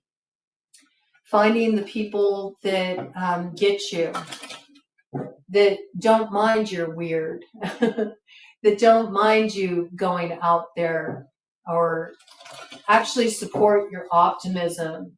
You know, people who don't try to ground you out with like negativity, people who don't laugh at your flights of fancy, your grandeur dreams and vision,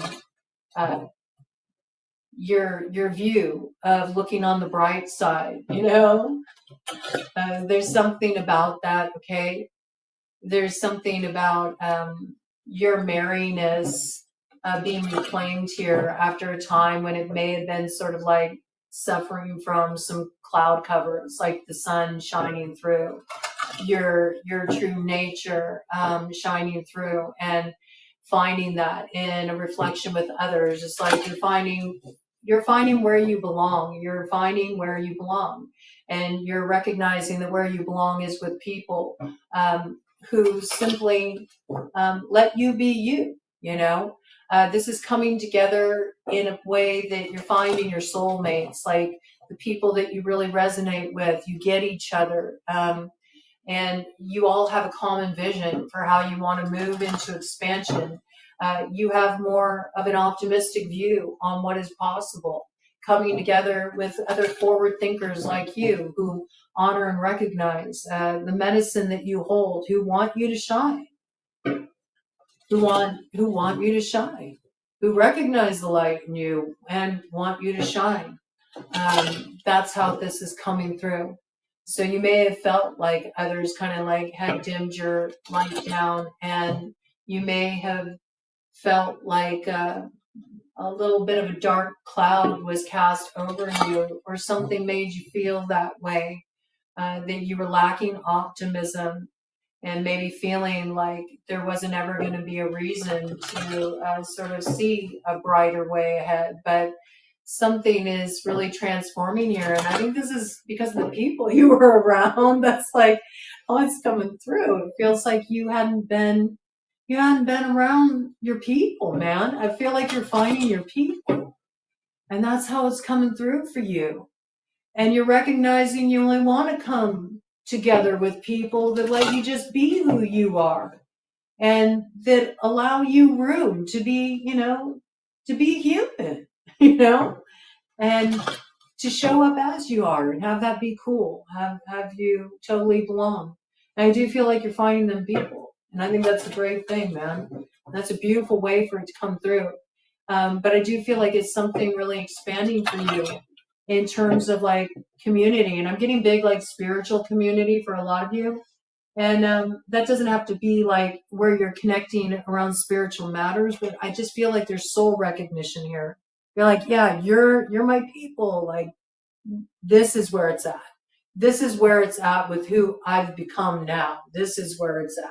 And this is how I want to move forward. Yeah, let me do a cut of the deck here, see what we got, Cancer. Ooh, look at that. Look at that. The miraculous chalice. Look at that. The beloved Damiana. 11 energy. Oh, you're finding the balance. You're finding the flow. You're already in the waterway, Cancer. I love this. You've really come to a place of like union within yourself. You don't feel divided anymore. You know who you are. You're fully embodying that. And you feel good. You feel good. You recognize there's been a lot of times in your life when you've taken on like the BS of other people and you carried their stuff for them. And you're like, I don't need to do that anymore. Like, you know? And also it's like it's water under the bridge. I feel this sort of like flow on energy with you. You're in a beautiful place of balance here. You are doing that rise like Inanna, Queen of the Heavens, after having to go through a time of putting down boundary lines, after going through a time of having to journey real deep into the roots of yourself, like diving into the underworld, walking through the shadow, being in that place where you had to give up a lot of things you used to identify with. But in order to make it through the next gateway that led you to further growth and expansion in your life, you had to strip them. You had to leave them behind. And some of these things were just beliefs that you held, or ways that you weren't accurately seeing yourself, or ways that you wouldn't let yourself fully step into the expansion of your life's path, or let your own view be shared, or be recognized as a voice of wisdom. Okay. All of this energy. This really coming forward here. This is you getting to the final place where you got down to the bare essence of, this is who I am. This is who I am. And recognizing that you don't want to be around anybody who can't just like let you be that, right? There may have been a lot of stuff that went through a transformation, and a lot of things you saw in a different way, and a lot of connections you view differently, as a result of that journey. But this is you rising up into the Venusian energy, into the beauty of it. Inanna, Queen of the Heavens. Accepting all parts of yourself and integrating them. It's awakening a magic in you. Big cauldron of Davda vibes. I love it. It's beautiful. I also feel it's made you ready to align with a soulmate. 1:14:14 on the clock when that came in. Oh, actually, no, it was 1:41:14. Wow, that's pretty wild. Converse. 41:15, double fives, 10. Could be a Sagittarius. Could be a Sagittarius playing a role. I mean, it is coming in your house, but there could be a Sagittarius. There could be a Libra connection too. I see that with the raven there. That is Libra on the medicine wheel. But this is a thing of beauty.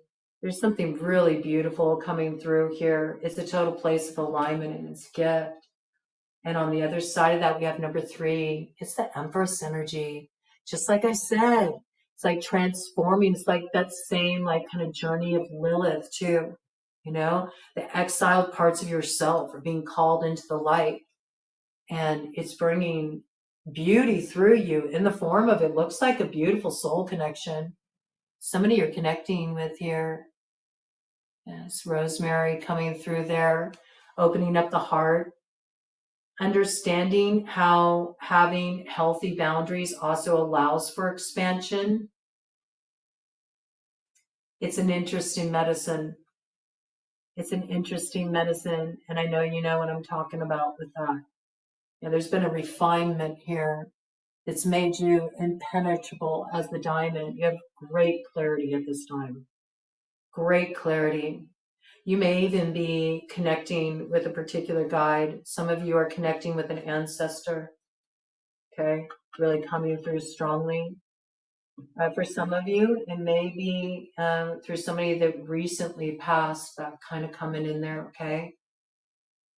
Maybe something that's really showing you that love never dies. It merely transforms, takes on a new form. Interesting.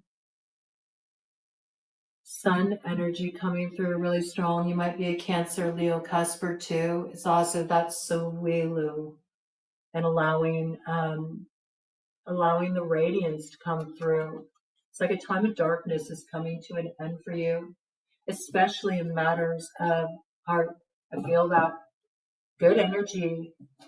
Matters of heart, and really finding like where and who you belong with here. It's beautiful energy. I really like that for you, Cancer. Okay. Let's see here. I have to get a sip of water here. 1:44:04 on the clock. Are you parched, Leo? Can something come in and pour into me, please?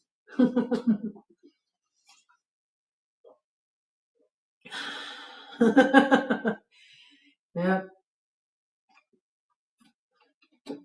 that's what I heard. Been through the desert on a horse with no name.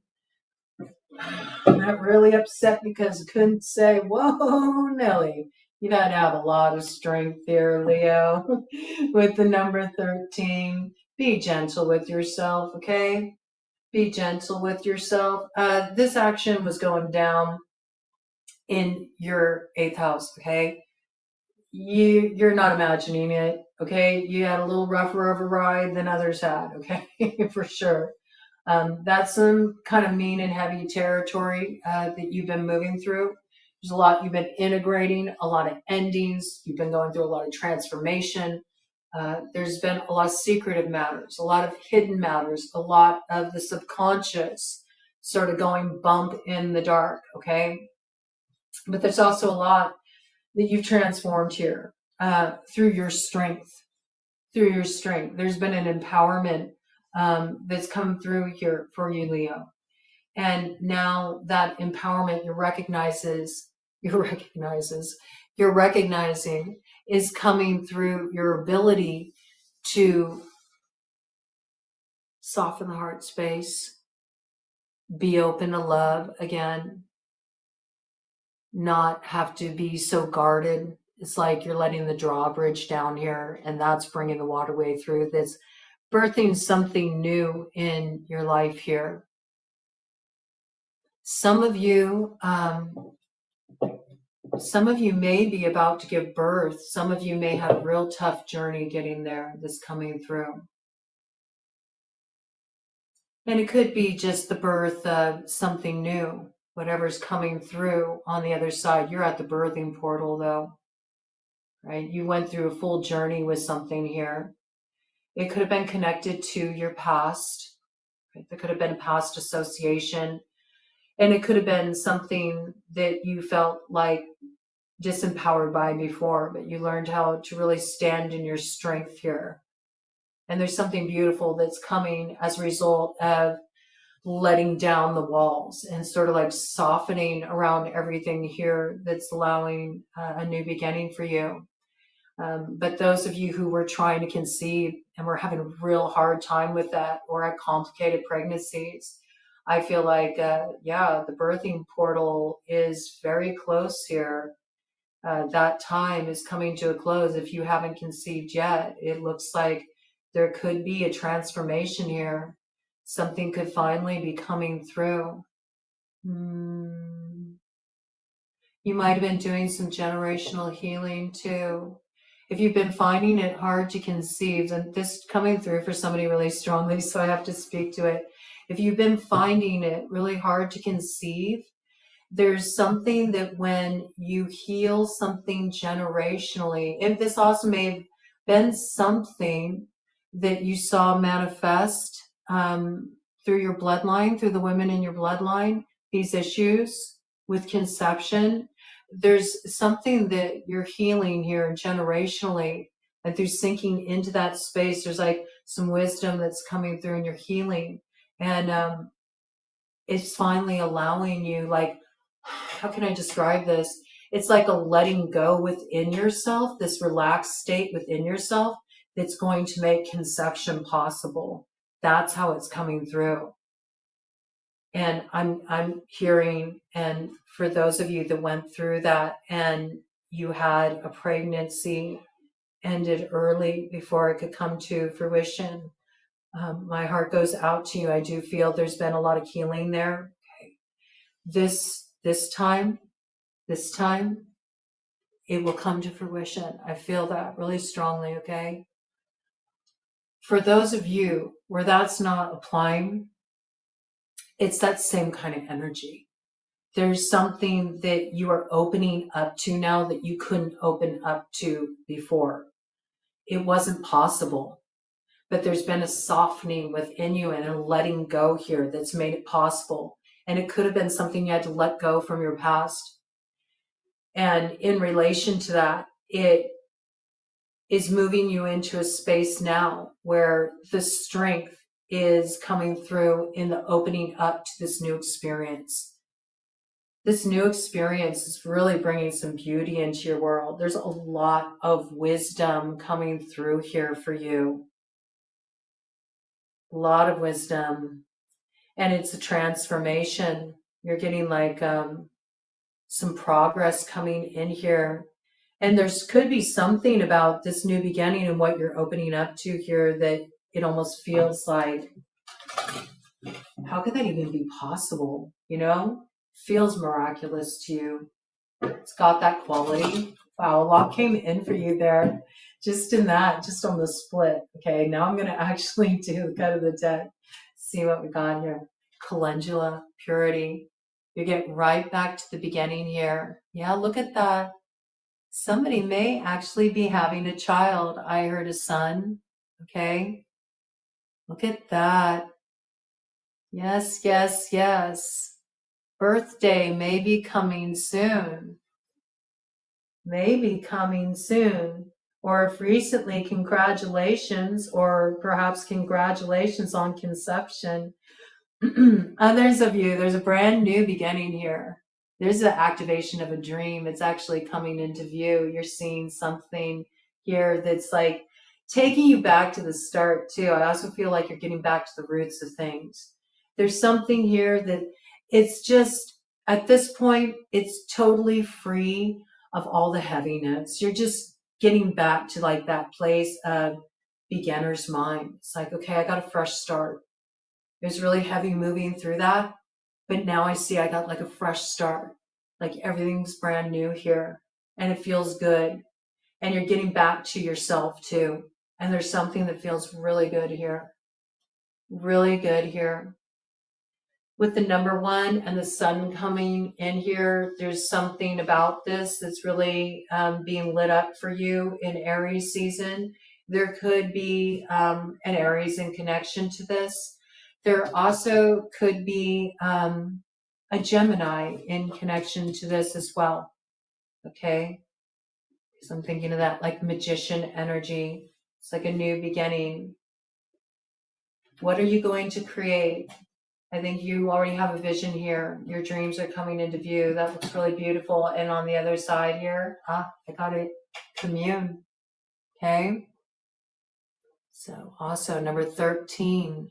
So whatever, heaviness you've moved through, it empowered you here.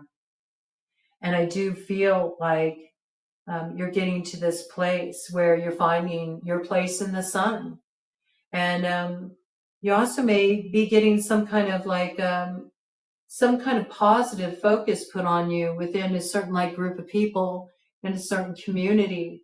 Or you're shining in your own right, like you're starting to be recognized here within a community space here. I like it. That's a really good energy. Beautiful. I like how these messages are coming through. All right. Virgo coming through at 152.44. Need another sip of water here. We're in for the long haul on this one. I really want to see this one through. Okay, Virgo.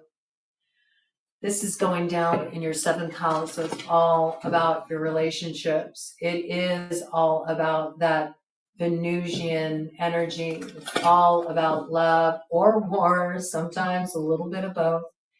It's about where you have felt there's been too much taking, not enough giving in your love relationships, where you felt like you were pouring everything in and nothing was coming back to you to fill your cup.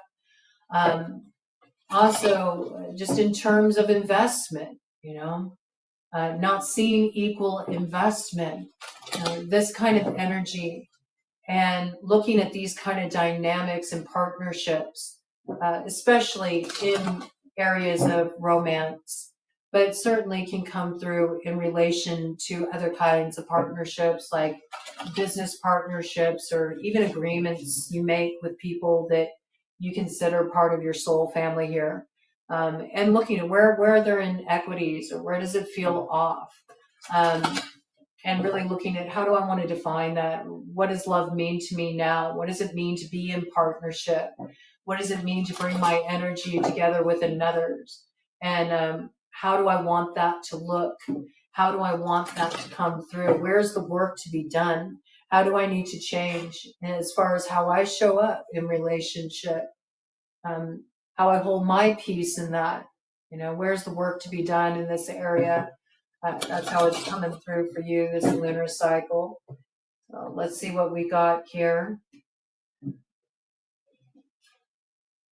Number 22 breaks down to 4.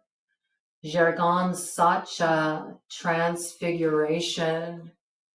So you're releasing yourself from a cross state by being willing to look at certain things that you know are false, and sort of allowing the awakening moment to come on, allowing the transformation to happen so that you can live in your truth, and so you can live in such a way where you're building on a strong foundation, because there's something here that had to be transformed.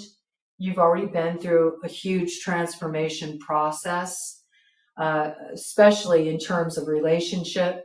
A lot of you had an ending in a relationship that really powerfully changed your life. And that could be any relationship, but it's definitely a situation that needed to go through a transformation for a really long time. There were certain things that needed to be seen. And it was pretty heavy lifting. Especially with Mars and Pluto together. That is that Scorpio territory. So you're definitely were working through a lot of heavy stuff, and it wasn't easy. It wasn't easy. But whatever this was, whatever tower had to come down here, I feel like there was a tower in a really significant relationship. There's some kind of major ending in a relationship with you, partnership. And it was really rough. For some of you, it could have been with a Scorpio, but I feel that's more just coming in as that sort of 8th house energy. There may have been a lot of stuff that had to fall away within you in that process too, just in taking responsibility for your peace, the peace you hold, because especially when we have a partnership dissolving, it's always about not just, the other, but where were we at in that, it takes two to create the foundation of something. We see that with number 22, it takes us to the 4, takes 2, but there's something here that with whatever came down here, whatever was destroyed, it's now coming through for you as being sort of like the bedrock for your future. Because of this, you're going to change the way you move forward in relationships. Because of this, you're going to know when to spot red flags early. And you're not going to just sit there while the house is on fire. You're going to make sure you have an escape route. You're going to make sure you know what to do. This is also not willing to feel the burn of holding up things that should have fallen a long time ago. You're willing to build on a new foundation in this respect, because you learned a lot through what was released there. Okay, something's going through a transformation here that's going to bring you forward in a new way, align you in a new way, and perhaps with another. There's an illuminating moment coming here, and it could be coming through a teacher for you. Okay. You could also be activating the teacher within you. You may recognize through what you've transformed here, you have a lot of wisdom to share with others, right? This is hatching a new vision for you. It's a pathway forward, all right? In fact, some of you, I have to say, some of you may be receiving this calling. There may be something that you've learned through this transformational process that you've been through, maybe especially in relationships, that you were able to have some kind of wisdom to pass on to other people. And if you've been considering that, you should approach that as a path. I do feel like there's a path opening up to you.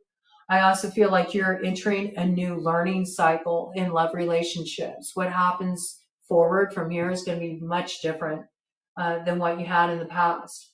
And I also feel like there's somebody you're connecting with here that you're going to learn a lot from. You're going to share a lot of medicine with each other. There's going to be a lot of growth in your relationship. There's going to be a lot of healing in your relationship with each other. And your communication is really what's going to be dialed in. I think that that was the problem in the past. There's like the communication wasn't dialed in, or you ignored communication that came in for yourself, like where you knew that certain things were false, or no, that's not right, or you saw a red flag, or maybe you felt like you needed to speak to something, but instead you held your tongue. Like there's something here that's being really transformed through this connection, okay?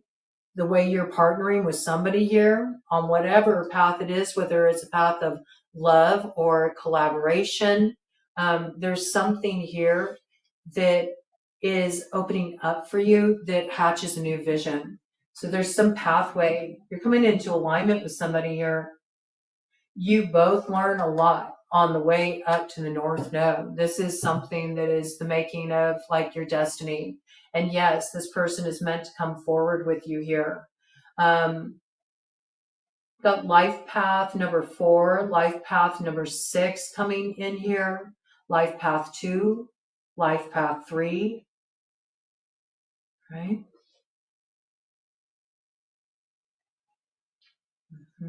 Very interesting. If I combine those, life path 5, life path 5 amplified, okay? I was going to say emphasized. It's like, no, that's not the word. Amplified. Okay, life path 5, amplified. Also big change coming in, wheel of fortune about to turn, right? That's what I got for you, Virgo. That's what's about to go down in your relationships. Looks like a powerful connection. You're going to learn a lot about relationships through this person. You may be teaching somebody else about the ways of love. That's possible too. That coming in. Ooh, deep healing. Wow, bottom of the deck, Virgo. Deep healing. Cauldron of Dagda. You're making it to the distant shore. That's your pot of gold here. Big transformation in relationship after the storm. Comes through quite unexpectedly. Kicks off a brand new journey for you after a tower moment. Don't stop believing. That's what I heard. Don't stop believing. That big wheel in the sky keeps it turning, and it's about to turn in your favor. All right, Libra. All right, Libra. Coming in at 2:02:19. All right, Libra. 2:02:19 on the clock. Let's see what's coming in for you. Well, Libra, you're kind of in the same boat that Leo was in, because this whole thing is influencing you, emerging out of that 6th house energy with this Venus Saturnian influence. So that's been some heavy lifting. That's been some heavy lifting for you in the 6th house, just about how things work and how it feels like. Why does it feel like there's an inequity in the load here, man? And wherever that load has been required, when we look at Venus, of course, we are looking at in terms of not only love, but also the way you earn a living, because Venus rules not only Libra, but Taurus, and they are sort of the bread that's holding the meat of the matter together with this lunar cycle, you could say. So there's this energy coming through in relation to like, yeah, where is the meat, man? In matters of love. And then, you know, in the house of Taurus with the finances, it's sort of like, hello, where's my bread? All right. So I do think that you've been feeling challenged, like feeling like what you're given is not sort of responding in turn as far as how much you're putting into it. But you have to remember that you're being challenged right now, right? That energy that came in. The trickster is here to sort of hone you, test your mettle so you can really enter that path to expansion, the vulture's path, right? You got to do something in a new way, right? You got to innovate here.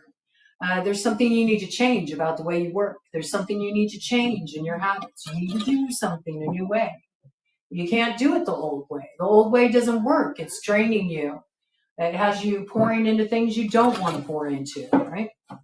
It has you giving a lot to things that aren't given back. There's imbalance there, and you're needing to get balanced, but you're also having to hold yourself accountable, recognizing, well, you're the one who has to strike that balance because you're the one who decides what you invest in, right? You got to take ownership of it, which also is a declaration if you think about it, because you're like really highlighting what's of importance to you. This is what I really value. This is what I want to pour into. This is what I want to nourish. This is my gold at the end of the rainbow, okay? This is the beauty I want to bring into the world. This is what I feel called to create. This is what I'm speaking into existence. And how are my daily habits? How is my work ethic? How are my routines lining up with that, right? That's where the work needs to be done. This is what you're looking at here. This is about wanting to do work and work with everything you got, like pouring everything you got within yourself because you're aligning with something that is your path of karma. Like you have passion about what you're putting your energy into here. So you will adjust your habits. You will adjust your routines accordingly. You may be a little grumbly about that. Ted's a little grumbly there. Like you may feel like you've already given a lot. There may be a little discrepancy there in your mind, but this is about getting yourself reoriented. There's some kind of awareness coming in about the work you feel really called to do, what you want to do here, and now is the time to set that in motion, especially if there's anything innovative you have here that you've been wanting to put into play, or if there's something that you wanted to sort of like revamp here, put a new spin on. If you felt called to bring forward something musically, or you want to write something, or you have, a movie you want to create, anything of this nature. Anything about bringing the inward expression outward and letting it sort of like be cast out there to share your vision. There's something coming through here that you feel very, very much a willingness to just throw yourself into, right? And there's a need to really pull away where you've been investing too much of that currency, because time is currency. Focus is currency. Where you've been investing it in such a way that it's just holding you down. It's not letting you head on that track that gets you up into your north node, your path of purpose, your path of empowerment, where you are in your element and you're investing in what really invests back into you in the form of just how it registers with you, that you feel called to do it, enthusiastic about it, right? So this is about learning to work in a new way. Yeah. It's going to take patience with horsetail here coming in. The desire you have here, what you want to see, the progress you want to see, the way you want to move forward, your moment of synergy where it all comes together. You get to the other side of what's been challenging the hell out of you. It'll be here. It will. And it is coming in with some Mars energy here, Venusian energy here. But it's just going to take a little time. Okay? Before you're going to move forward. But when you do, once it comes through, there's quite a magical journey opening into your life now, into your storyline. And it's actually something that was set in motion quite a while ago. I think you've already been waiting for this for quite a while. You may have really tested your patience. They may have tested your patience, yet strength. strength. This may have tested your patience. You may have really been working at this for quite a while. Look at that horsetail, really does remind me of the shape of the pineal gland. Okay, so there might have been like a vision you've been nurturing for quite some time, or perhaps a vision that's been very patient with you. Like, can you get to work on that? You're supposed to create this. What are you doing? Why are you sitting on your butt? Stop pouring into that. Make time for this, okay? If you act on this and you start pouring into this, it's going to take some time. But what you pull off here is quite magical. Okay, let me do a cut of the deck, Libra, see what we got. Ooh, cat's claw. Purification. Coming in with number 7. Okay, but first, there's some kind of cloaking element. There's some kind of unknown element you have to suss out here, Libra, before you get your chariot to go forward with cat's claw here, purification. There is still something that needs to be retrieved from the dark and brought into the light here. I do feel like you're going through a big transformation. It's got like initiation energy through that Scorpio territory, the 8th house. But I feel like what you pull through the other side of this will be your vehicle forward. But there's like one more thing here. It's got that vibe, like one more quest for empowerment. There's something you have to retrieve there. Do like a little journey to retrieve and bring back.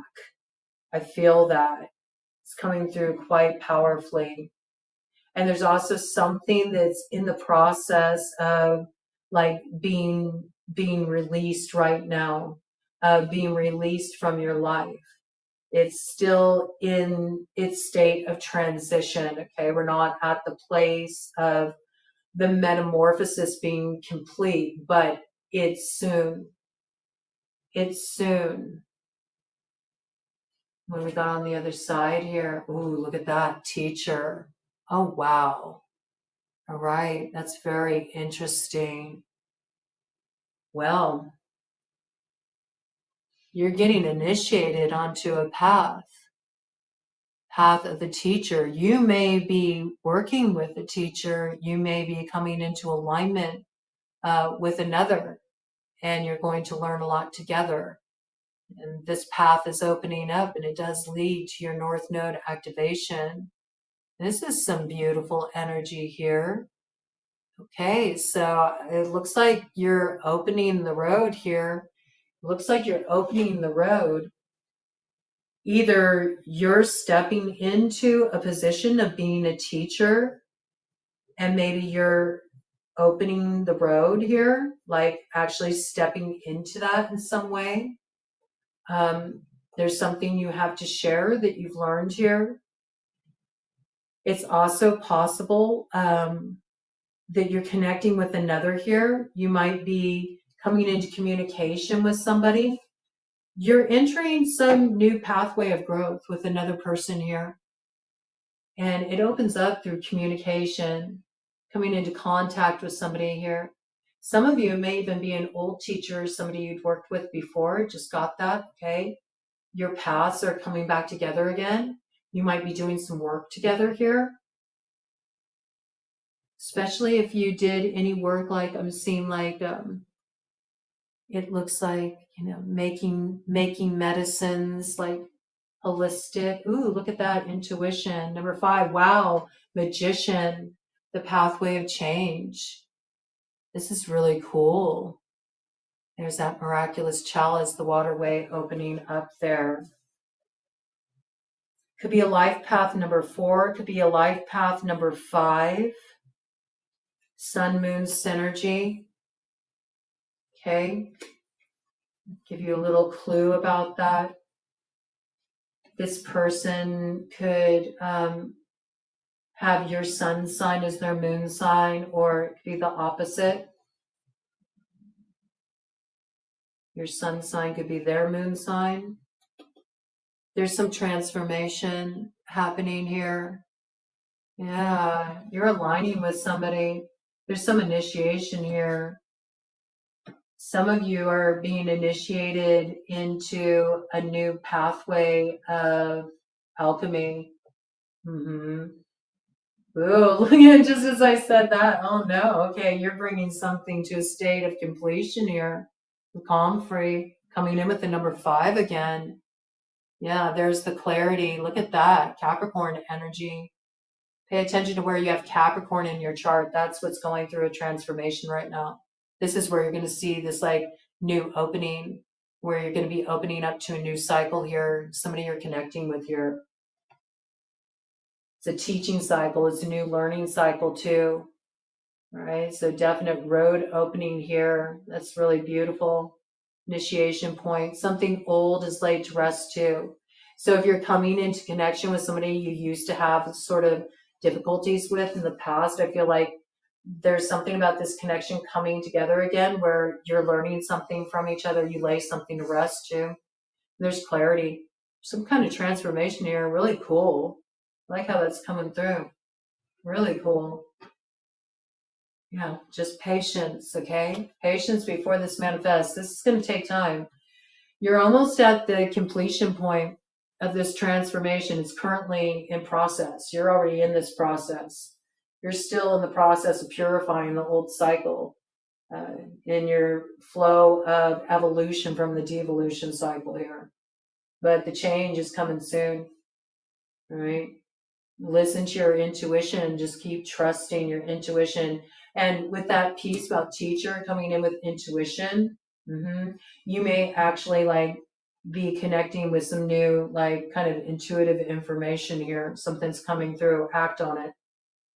It's showing you a different way through. That's what I got. Very like kind of like Neptunian vibes coming in there.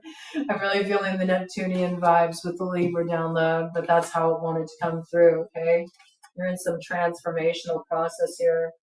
Definitely about to head into like the rebirth cycle on the other side of like really moving through some heavy time with Lady Death. That's what I got there, all right? Let's see, Scorpio. We were just talking about you, Scorpio, coming in at 2/16/16. Whoo! Back-to-back tower action, man. The awakenings keep coming. The ground keeps shaking and quaking. No? You may feel like the sky's tumbling down. It could be because of a connection that's coming in for you, Scorpio. I mean, we got the 5th house here. We got the 5th house here, right? That's where you've been moving through this territory, looking at the pleasure principle. And you've been getting your needs met, Scorpio. When it comes to the pleasure principle, this absolutely could have something to do with, sensually. Have your needs been met? How's that give and take action been going? Do you feel like you get back as much pleasure as you give to others, Do others try to please you as much as you have worked to please them, to ensure that, they got what makes them feel good, makes them feel like they got their needs met. All this action is going down in your 5th house. So it's also about balancing work and pleasure and just looking at that. Like, are you living in such a way where you really feel like you feel gratified? You're enjoying life. You feel like you get poured back into. Are you giving yourself enough space for pleasure?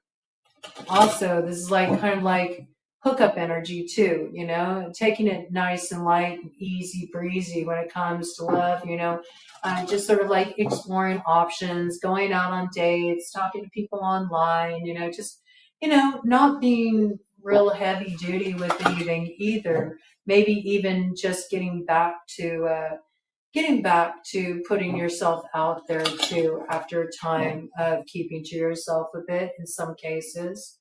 Okay. But it's also about, what's the work that needs to be done there? Are there ways that maybe there's been too much sacrifice for instant gratification? I got sentience around that.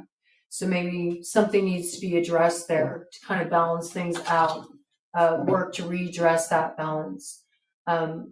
If you've, been in a situation where you aren't feeling like you're getting your needs met, especially, I mean, it's coming through intimately. We're all adults here, man. And you shouldn't be here if you're under 18, okay? This is an adult channel where we talk about adult things, but I feel like it's one of those cases where, it's time to look at redressing that balance, right? And how do you need to make that happen? What needs to happen? Is there a truth you need to face? Do a couple towers need to be delivered? Do you need to speak some truths? Do you need to speak to your needs? Or maybe you're done. Maybe you're done with what you thought would be fun, You're realizing it was more escapism. It isn't so fun. You're wanting to change that. How are you wanting to change that? What feels pleasurable to you now? What is the route that's going to give you the most pleasure, the most sense of just being able to kind of like take it easy for a while, not having it be so imbalanced, not having it be so, just so heavy. Just so heavy. That's what I feel with that 5th house energy, Scorpio. So let's see what we got coming in here for you. Ted is really grumbling, man. Let's see what Weaver. Yeah, judgment. Okay. So I feel like there's something new you want to create here moving forward. I think there's something you want to change up here. It may even be like the people you're connecting with too. You may realize that there's certain people that you don't really want to connect with anymore, certain people that you may have thought it was fun to kind of like hang out with them before, but you're not feeling that way anymore. You may want a different kind of like connection here. You may find that you used to enjoy certain things that aren't really doing it for you anymore. I do feel like there's things that you have been walking away from here. I feel like there's things that you've been releasing here. And you've also been, sort of a little bit guarded too. But I feel like you're about to head into a cycle of being willing to open up again. Wait, what's this? Did you see that? This just spiraled around. Number 42, the word wants to be written. You've been thinking of sending somebody a message? Communicating something to somebody? Something that you held inside that you never got a chance to express? You should. It'll be a transformation. It'll be a transformation point. You'll be surprised what you receive through doing that. You might be able to sort of change the way those threads of destiny were woven back there. I got that. Okay, what's on the other side here? Pandora's gift. Yeah, interesting. Yeah, I think that you're sort of understanding things a little differently than you did before. I felt called to look at these. There's something you need to have the courage to sort of like reveal here so you can get to the sweetness of the bloom on the other side of some thorns. It's almost like it's a regret that you kind of got buried here. You got a fortress around this regret. I think even you, try to keep yourself back from really looking at it around some rose, some bloom, something you wanted to see come to bloom, but you feel like you're just sort of like waiting in vain, maybe.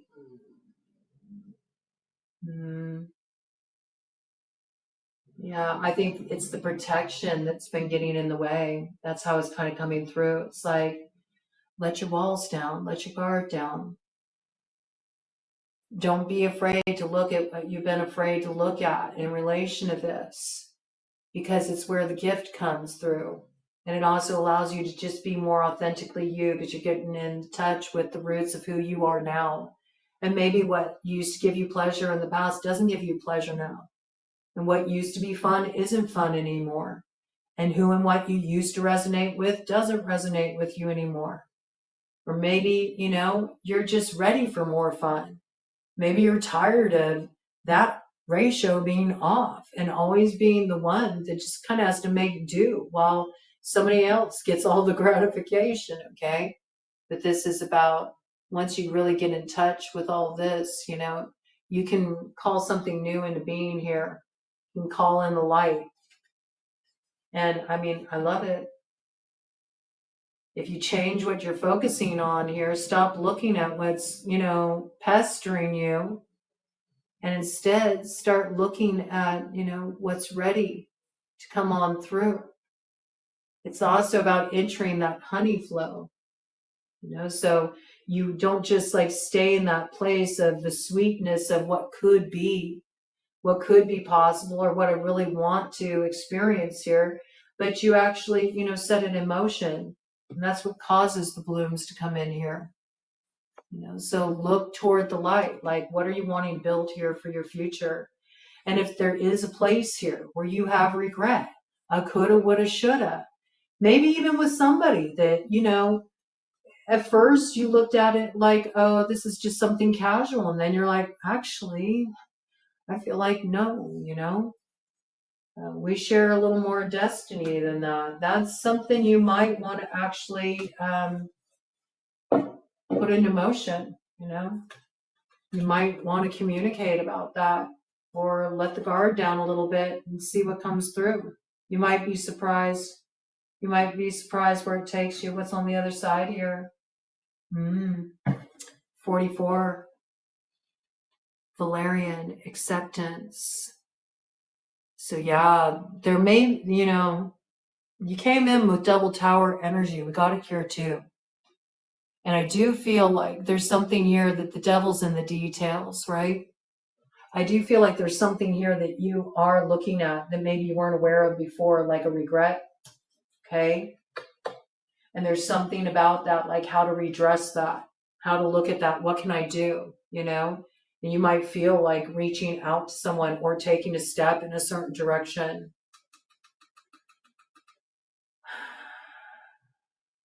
And it might be like kind of an inconvenient truth, you know what I mean? Like, oh gosh, I really don't want to have to do that. I don't want to have to be the one to do that. But yet, you know that if you don't do it, you're going to regret it. You're going to regret it. It actually will be just the medicine you need here. You'll be surprised what comes through. You're getting help with this, okay? You got angels on the outfield in relation to this. Trust what comes through with this, because it is something that's like, it really is rooted in your heart. It's going to be like something that you feel like, no, my heart tells me I have to do this. And if I don't do this, it ain't going to be right. There's something you have to lay to rest here. You have to lay this ghost to regret to rest. I feel like otherwise, you know, there's something that isn't balanced here that doesn't allow you, you know, the space to really let all that wants to pour into you in. You know what I mean? Because if you're holding that inside, if you're holding regret inside, it blocks what can come in for you. And that may be the reason why, you know, you're finding the equation off. Like, why do I feel like I'm not having the pleasurable experience here I want to have? You know, there's something here you're redressing. And it may be you that's taking charge of this. I mean, it kind of looks like that, the way it showed up, I have to say. That's the way it's coming through, Scorpio. All right, let's go to the next. Oops, what's that? No, we don't want to do that. Let's go to the next here. I almost went to end the feed, okay? And there's something maybe you need to put to an end. Something that used to be fun, but it's not fun anymore. That's what I feel, okay? Something needs to be put to an end. What do you need, Ted? What do you need? Here, hold on a minute. Let me give him something here. Here. Will this help? Yeah, will this help? There you go, babe. Yeah, treats always help. Oh, there's coming in. Isn't that interesting? Like, maybe one more time. Yeah, there might be something you're like, I don't care. For the instant gratification, maybe one more time. But I don't know. I don't know. I don't know. I see you changing something up here. You might want to hit somebody up one more time. You feel like there's something you need to say. Or they you. But it is coming through. You kind of like having a regret. And it could be you're getting approached here. And then you're going to have to weigh out, like, will I regret if I don't, like, at least explore this? All right? I know what's coming through for you. Sagittarius. Ooh, might have been bleeding in for Sagittarius a little bit. Didn't realize I already changed it to Sagittarius.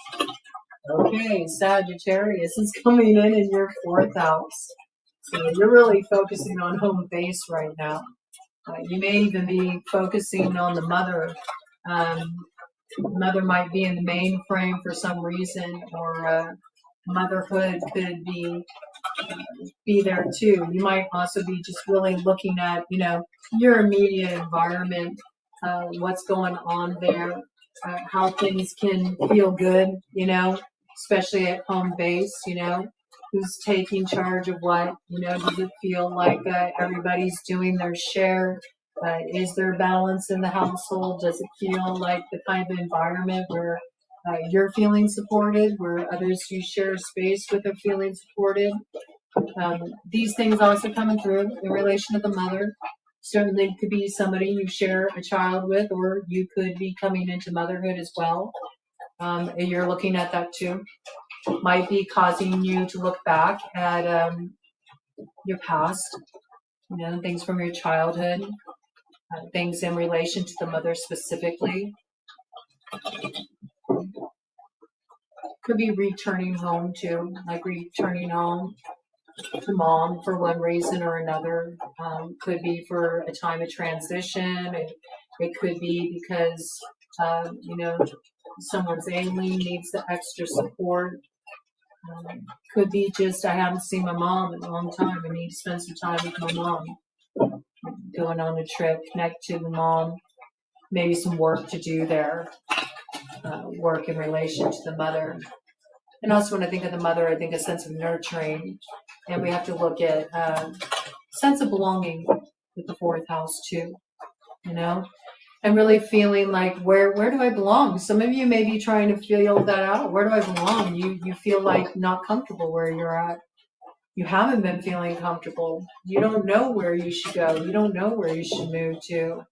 You don't know the best direction. You don't know where you belong. This could be coming in too. Just sort of looking at these matters. So let's see how it's expressing itself for you, Sagittarius. Yeah, you may be feeling a little parched yourself here. Maybe feeling a little thirsty. You need a little nurturing, that water coming in, a little nurturing. Some of you are connecting with your mom. You're like, I just want my mom. Maybe you could have been, Ted said yes to that. Maybe you've been through something where you need that mama energy around you. Okay, let's see what we got here.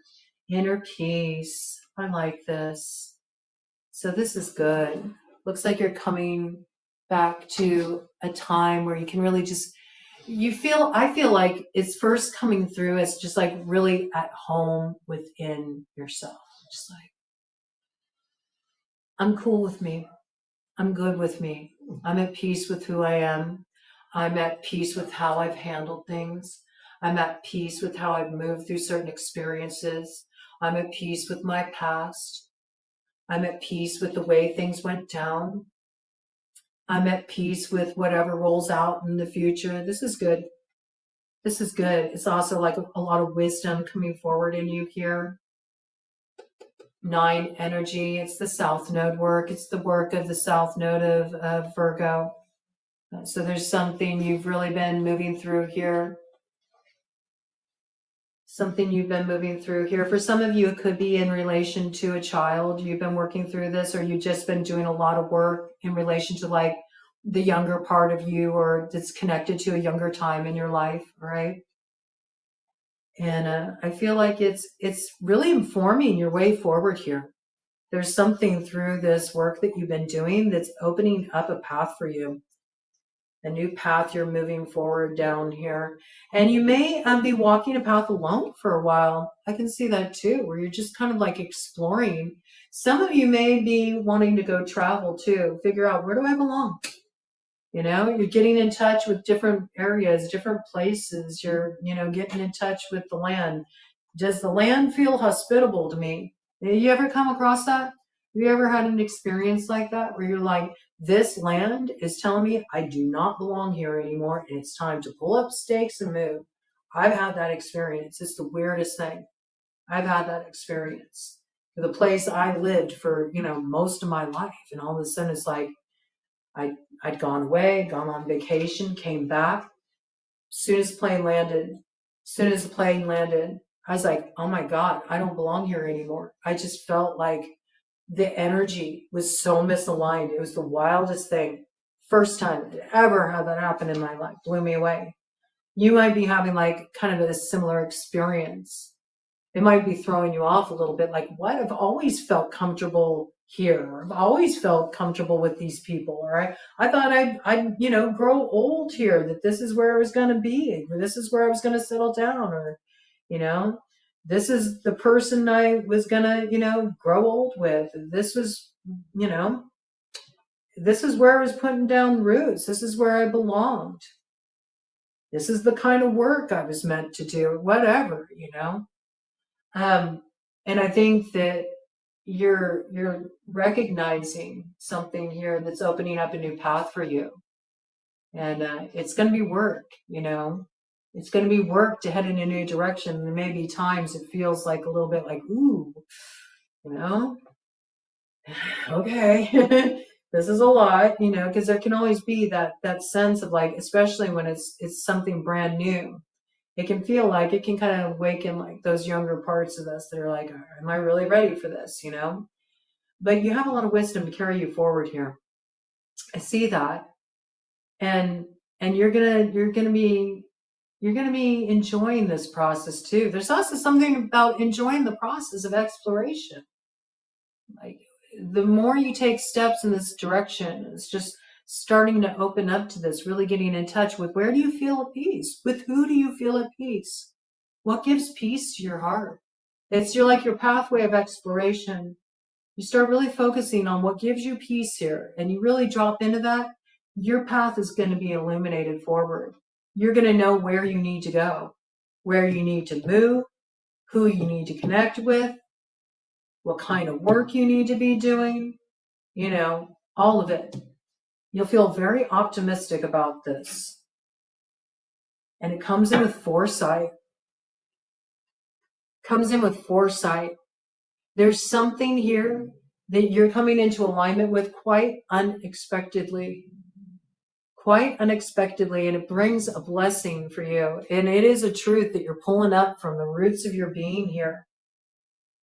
You're really getting in touch with something here that's opening up your path for you. It could be awakening a young part of you too. It could be something that you always wanted to do since you were like a little kid. But for one reason or another, you didn't do it. You never followed through with it. Perhaps because you had to grow up and be responsible. And now you're like, no, I'm going to make that dream happen now. Right now, I'm going to make it happen. And there might be some people, maybe even a parent, could be. They're like, are you sure? Are you sure you should be doing that? And you're like, yeah, Mom, I'm sure. And you're going for it, you know? You're going for it. I feel that, you know? You might have a mom that's really concerned about a particular track you want to head down. She just wants to make sure you'll be okay. That's really coming in strongly for you, Sagittarius. But I think when she sees where you end up and how happy you are and how fulfilled you feel in this, and it's sort of like you get back to an old version of you that was like a really good part of you that has been sort of like MIA for too long. I think she's going to feel a lot of peace with your decision too. Okay? That's how it's going to come through. She can't see it now, maybe, but she will. So just definitely, you know, live by that truth. There's some gold that comes through here very unexpectedly. Lucky cycle for you. It brings you brings you a blessing to Venus. That sounds pretty good to me. Brings something of beauty into your life. A little something to luxuriate in. That can't be bad. Maybe even at home. Maybe even at home. You could be getting some sweeter digs too. That's possible. Okay. Might be really like leveling up in that arena. Maybe quite unexpectedly too. Could be something unexpected happening in the area of the home that might be a real big blessing that you can't see coming, but you're about to. All right, I got that for you, Sag. Capricorn coming in at 239.17. Right, Capricorn, this action is going down in your third house. So it's all about the way you communicate, especially about how you communicate in relationships, how you communicate with those that you share your heart space with, those you love, how you communicate with those that you have challenges with. You know, when do you hold your tongue? When do you speak up? You've been dealing with a lot in the area of communication. You've learned a lot about this, how to communicate, how to speak your truth, how to own your voice, how to listen to the voice of others. And as you move forward here, you know where the work is to be done in relation to that, in really bringing your voice forward, sharing your message, opening up communication in new ways, and especially around healing processes too. And for some of you, the healing is in reclaiming your voice. You know, you're letting your voice be heard. You're letting your voice come through. And this is quite powerful. Okay, let's see what we got here. Ooh, look at that. Ooh. You got number 11. There's some beautiful balance of justice coming through with this, with the beloved. This is also healing coming in. This is possibly healing communication. This could also be something you're sharing, something that you're communicating with another. This could be something that you're creating with another, a little magic you're whipping up here that will give both of you wings with the beloved. It's sort of like an inspired moment of creativity too. I do feel like you're in this beautiful intuitive flow at this time. There's a lot of communication funneling through you as a result of the like musing energy. And there might even be something about this that creates a place of synergy within you where you don't feel divided anymore in what you want to express. So you could have been working on something creatively and maybe you were dealing with a lot of blocks, like a creativity block or writing block, and you weren't able to enter that flow. The inspiration's about to come in and it's going to be like pure magic here. Pure magic here. Do look for this, okay? It's a gift from the beloved. Okay, I love that. The muse is gifting you with this inspiration that's going to bring you some kind of elevation here. It is something that's meant to be shared with others. I also feel in the area of relationships where there have been imbalances, you're having some pretty dynamic communication. It will be work. Okay, I got that. Ooh, I wanted to shuffle for you. Doing something in a new way. Okay, you're not getting a cut. You're getting a shuffle. Doing something in a new way. You're like kind of moving things around here. You're changing your approach. You're switching up your approach. You may even be like sort of like considering different options, different ways to sort of open up communication in a certain area, different ways to share your message. Yeah, I feel like this is something that you're resolving here, and it could be a past matter, but there's a rebirth coming in here. I feel like it's something that needs to be done, some kind of communication that needs to be had that was held up, and you're opening up to this, and it's bringing a state of renewal and alignment. Whatever this is, it's a blessing here. And where you have been working on something or wanting to work on something creatively, but you kept hitting a block, like you couldn't get it beyond a certain point, Or let's say you've been in a process in relationship. Maybe you've been going through therapy. This can even be with your relationship with yourself, okay? So if you've been in a therapeutic process or you've been going through counseling, whether that's for yourself or in a relationship, I do feel like you're getting to like the breakthrough point here. You're getting to the breakthrough point. There's like something you're really kind of having like almost like one of those aha moments about. And it's giving a breakthrough moment. And we all have these. Anybody who's been through a therapeutic process knows there's this point that comes where you break through something that was an old block, an old limitation that was holding you back in ways you couldn't understand. Something within yourself. It's that kind of a moment here, okay? And whatever it is, it's bringing about a change. It's bringing about a renewal and the opening of a new cycle here. And for some of you, it's the rebirth of a dream that you maybe didn't have the confidence to head into that territory before. Maybe you were afraid of sort of putting yourself out there in this way or sharing your voice in this way. But I feel like you're ready to do it. And it's the thing that's going to be like definitely like reinvigorating your life. It's rebirth energy. It's the start of a new cycle here. Big transformational process for you. That looks good. It looks good. I like it. So look for, look for those opportunities to let the communication come in. I do feel like you're getting downloads here, Capricorn. All right, home stretch.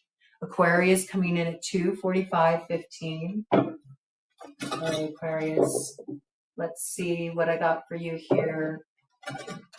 Aquarius, it's going down in your second house. So it's all about what you value. Do people value you? Do you feel people value you? Do you value the people that you're connected to? How is the give and take in the connections that are most important to you? What are the deal breakers for you in anything you're investing in? Whether that's in the area of relationship, any kind of relationship, or whether that's in relation to how you earn money, the work you're doing in the world. Do you feel like what you give to those areas of your life are being compensated? Do you feel like there's give and take? Do you feel like the time, the energy you put in, the way you show up, do you feel like it's recognized? I think you've dealt with a lot of stuff where you were looking at this and seeing where there have been inequities in the past, where the give and take was off, where it didn't feel quite right, where you didn't feel valued, or maybe you felt like you were valuing things that really in hindsight weren't where it was at. But again, there's something you needed to see there, even if that's the case, right?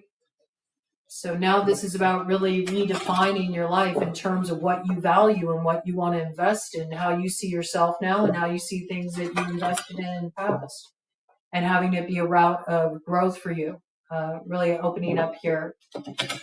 And wanting to, see more beauty in the landscape around you, wanting to see more love. I feel that too. Less harshness, for things to just feel a little bit easier than they have been too. It could have been like little power struggles, butting of heads in some cases, in some situations that you've been dealing with. So let's see what we got here, Aquarius. All right, that's interesting. That almost wanted to be held back.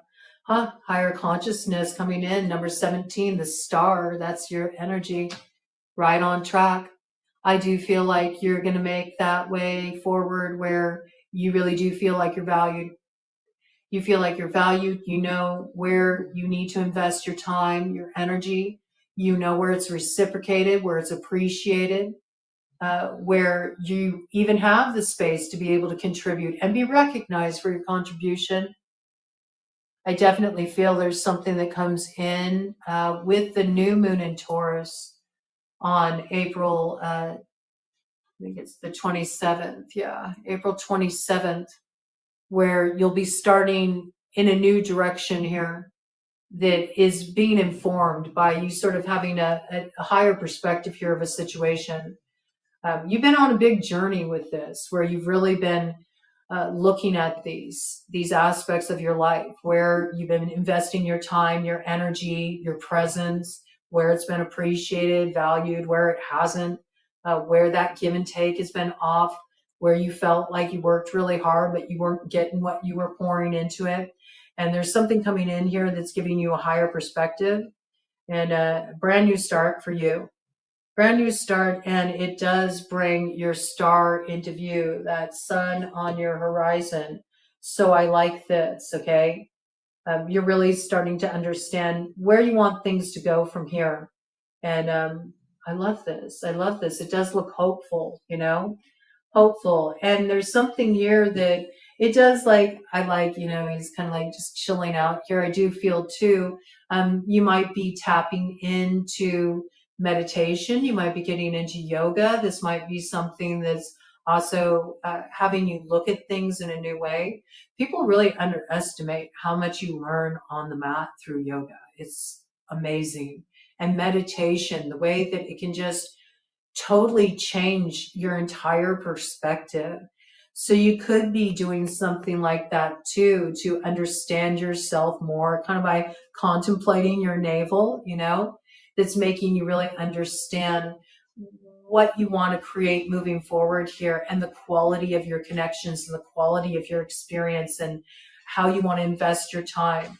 And I think there's more presence coming through for you too. I feel that you're not so like caught up in the past or totally like chasing the future. You're just sort of getting comfortable with where you are right now and sort of being at rest with that. And it's giving you a different view, something about that coming through here. And for you, yeah, it's patience. It's patience. You're okay with things kind of taking their time. You know that there's like a natural mystic in the air and it's carrying you forward here. You know there will be movement forward. But yeah, a lot of you're definitely like, your vision's lit.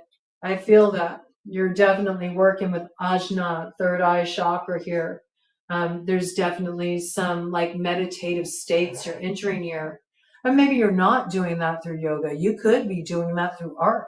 Or you could be making music and you get in the zone. And not only are you like kind of channeling through this masterpiece that's coming through you, but at the same time, you're mastering something internally. There's something you're channeling through, something that allows you to like release something that held you back from having a different kind of like higher consciousness or perspective here. But whatever this is, I think this is like, you know, it's going to take time before your road opens. I feel that. Like it's not quite time for you to act, but the waiting feels fine. It's like you're just kind of chill. And you're really getting in touch with yourself too. And I feel like you're enjoying that process. You may even really be enjoying just being in your own energy right now too. And that's cool. I feel like you're getting a lot of really like deep insight. It's really cool. And a lot of healing coming through that and just feeling good, seated in who you are. That's kind of how it's coming through. I like your energy. I also feel like you're in a place where you're real, you know, free thinker right now. Nobody else is in any charge of like how you're choosing to see the world or, you know, the steps you're taking from here. You're definitely like in this like very free thinker, kind of position where you really value your perspective. You know what it took to arrive at it. You value your truth. You value your view of the future. And so that is kind of where you're sort of just resting in that and letting it unfold. And I dig that. That's cool, Aquarius. All right. And finally, Pisces, we come in at 252.47. All right, Pisces, it's going on in your first house. So, whew, man, been through a full cycle here, Pisces. There's been a lot you've been looking at just in terms of who am I? What's going on? Maybe even went through a period of time where you felt at odds with yourself. You weren't sure where you were at. You weren't sure what you wanted anymore. You weren't sure who you are. Maybe you're starting to get an idea of that, you know? Maybe you're starting to recognize that you're ready to really show up as you are. Maybe there's parts of yourself that you held back for a long time.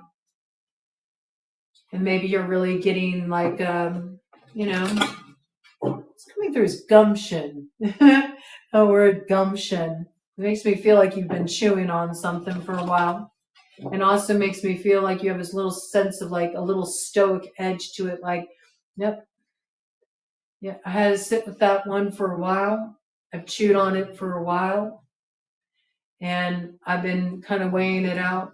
There's some things I had to look at. I had to look at it from all angles. But yeah, I think I'm really finally ready to show up like this. Like, you might be preparing to take some kind of action that really requires you to show up in a way that has never been seen before, a side of you that's never been seen before.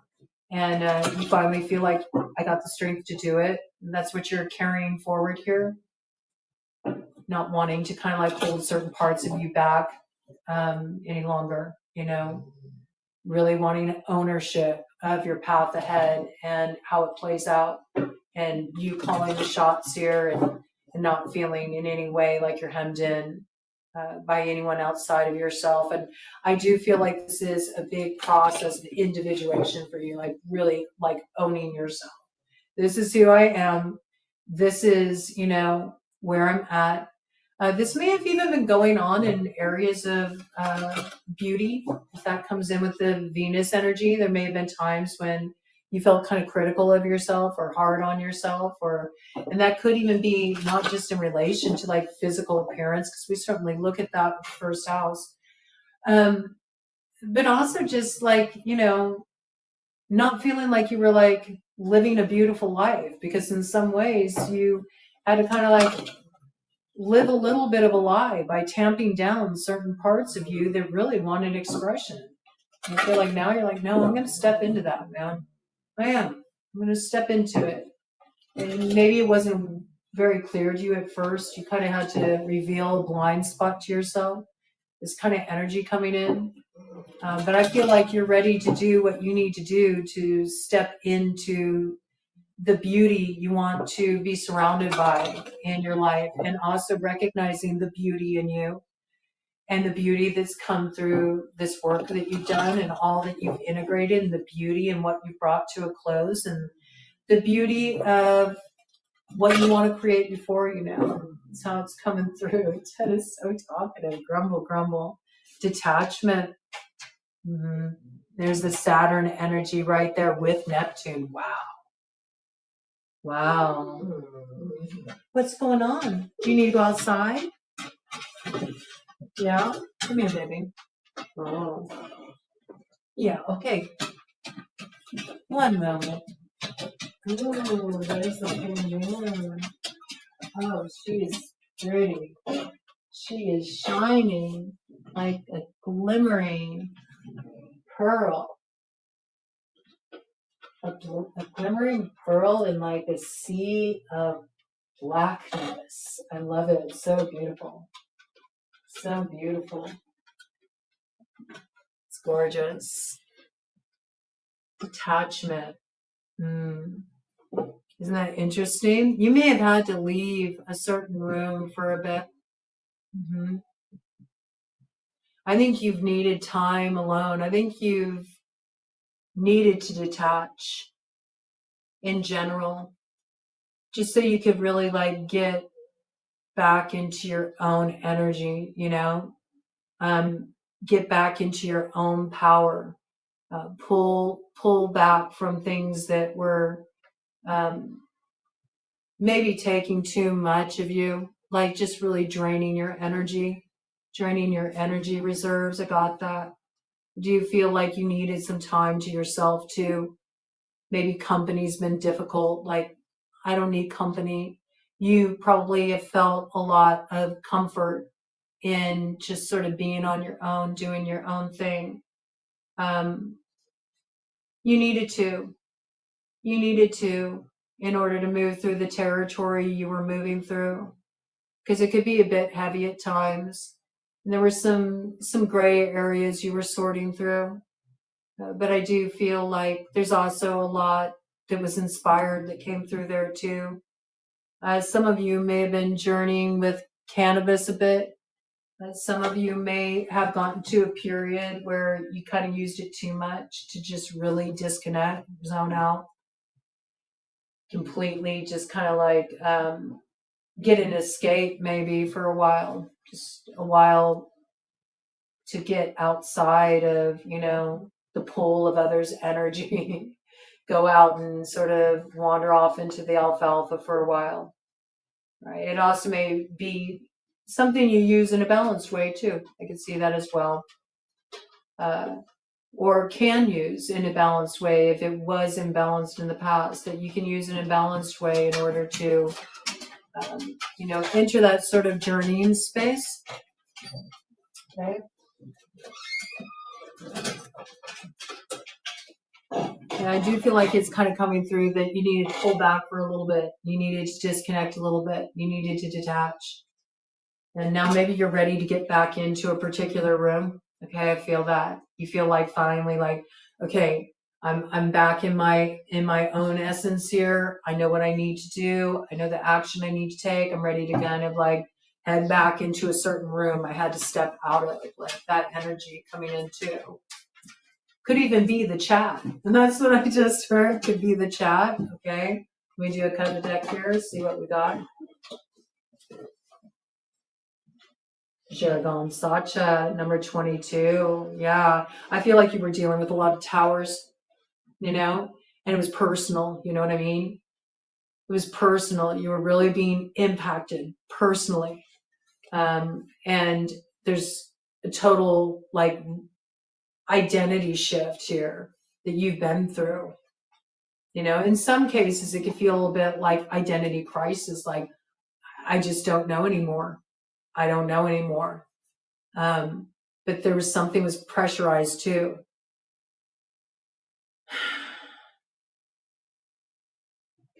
And it's finally like at a point of heading into transformation.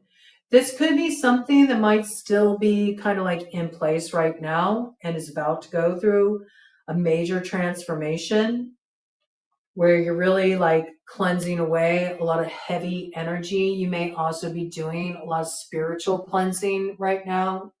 I got especially smoke cleansing coming through really strongly.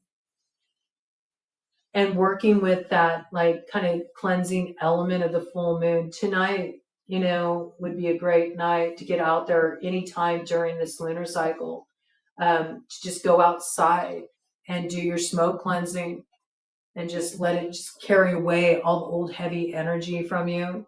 It's just like an indication it could kind of like act as a road opener for you. But I do feel like this is really like you totally see yourself in a new way. And what you see yourself doing moving forward is totally different than it was before. This is like big, brand new start energy, because something came down here and there was some deception, illusion that needed to be sifted through here. And you really had to shed an old version of yourself to step into this alignment you're coming into here. But you coming into this alignment is you stepping into your power. So it's a good thing. What we got on the other side here. Yeah, look at this. Lion's Mane leadership. Number 18. The moon. And with that, we got the Libra energy. This is gorgeous. And there's that Aquarian energy here too. So you could have been dealing with any of these characters in your situation, but there is something that has really been karmically balanced out here. And it looks like you're ready, there's something you've cleansed away here. There's something that you were able to rise above that was very challenging from the past, and you had the strength to do it. And as a result, you're getting to this place of really stepping into leadership. This is the path that's opening up for you right now. Yeah, look at that star on the rise. All right, the more you know. I don't know why it made me think that, but it did. The more you know. All right, you know something now that you didn't know before. And perhaps it required a tower, right? To have like some kind of awakening moment. And it could be a part of you never really recognized before. You might be recognizing the leader in you. That might be something that is being highlighted with the moon. I feel like you're ready to step into it. And maybe you were put in that position in the past, right? And you didn't like being cast in the role of leader. But that's because, you weren't leading a cause you could get behind. That's how it's going through. You weren't leading a cause you could get behind. But whatever this is, yeah, you're willing to chase the tail of this star as it's shooting through the sky, blazing a trail. And I do feel like that's sort of similar to your journey too. Right? You're going to blaze a trail across the sky, okay? This could be sky, airwaves. There could be like some message you're meant to share, You're meant to lead a certain charge. And you maybe had a hard time thinking of stepping into this, but now you're like, no, I'm going to do this. 22 comes down to 4. That's that big emperor energy. I mean, I think you're meant to do that. Bring your fire forward. Some of you could have a strong Leo placement in your chart, or there's a Leo that could factor into this situation. Also Scorpio energy too, okay? So any of these characters could potentially be playing a role in this, but man, this looks good. I do feel like there will be a spotlight put on you because you're going to be sort of like taking the lead in a certain situation. You're stepping into a leadership position. And this might even blow your mind, right? But if this is something that you're arriving at through some kind of healing work you've done, it's because you're no longer like sort of like dimming yourself down here. And you're really recognizing that it's time for you to do this. I feel because this is a cause you can get behind. This is a cause you can get behind. That's what I got. There's something here where you're finally like, yeah, that I can show up for, that I can invest in. It has you taking a strong action here, right? Strong action here. Whatever it is, I feel like it's connected to your life purpose. Okay? Pretty potent, pretty powerful. All right, that's what I got. I'm going to take a break here. Ted is like, I've had enough. Had enough, broad. And it was quite a download, but I really wanted to do this for this full moon. It's 11:25 on the clock over here as I close this out. So yeah, I love it. 11/7 energy.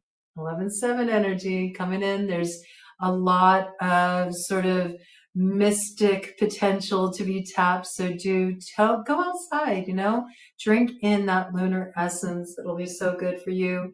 There is a way through. We are heading into another portal, and there's some adventure ahead on this one as we prepare to enter into that vulture's path, that airway. Okay, so the airflow, and that arrives us at that place of that honey flow, and what really pollinates the dreams of our futures that become our field of dreams. So I look forward to seeing how it unfolds, and I'll be bringing in more around this next week with some quest reads. But until then, just have a lovely night and dance in that moonlight if you're catching this at that time. And if not, I hope wherever you are when you find this, you're hearing that call of the natural mystic in the air.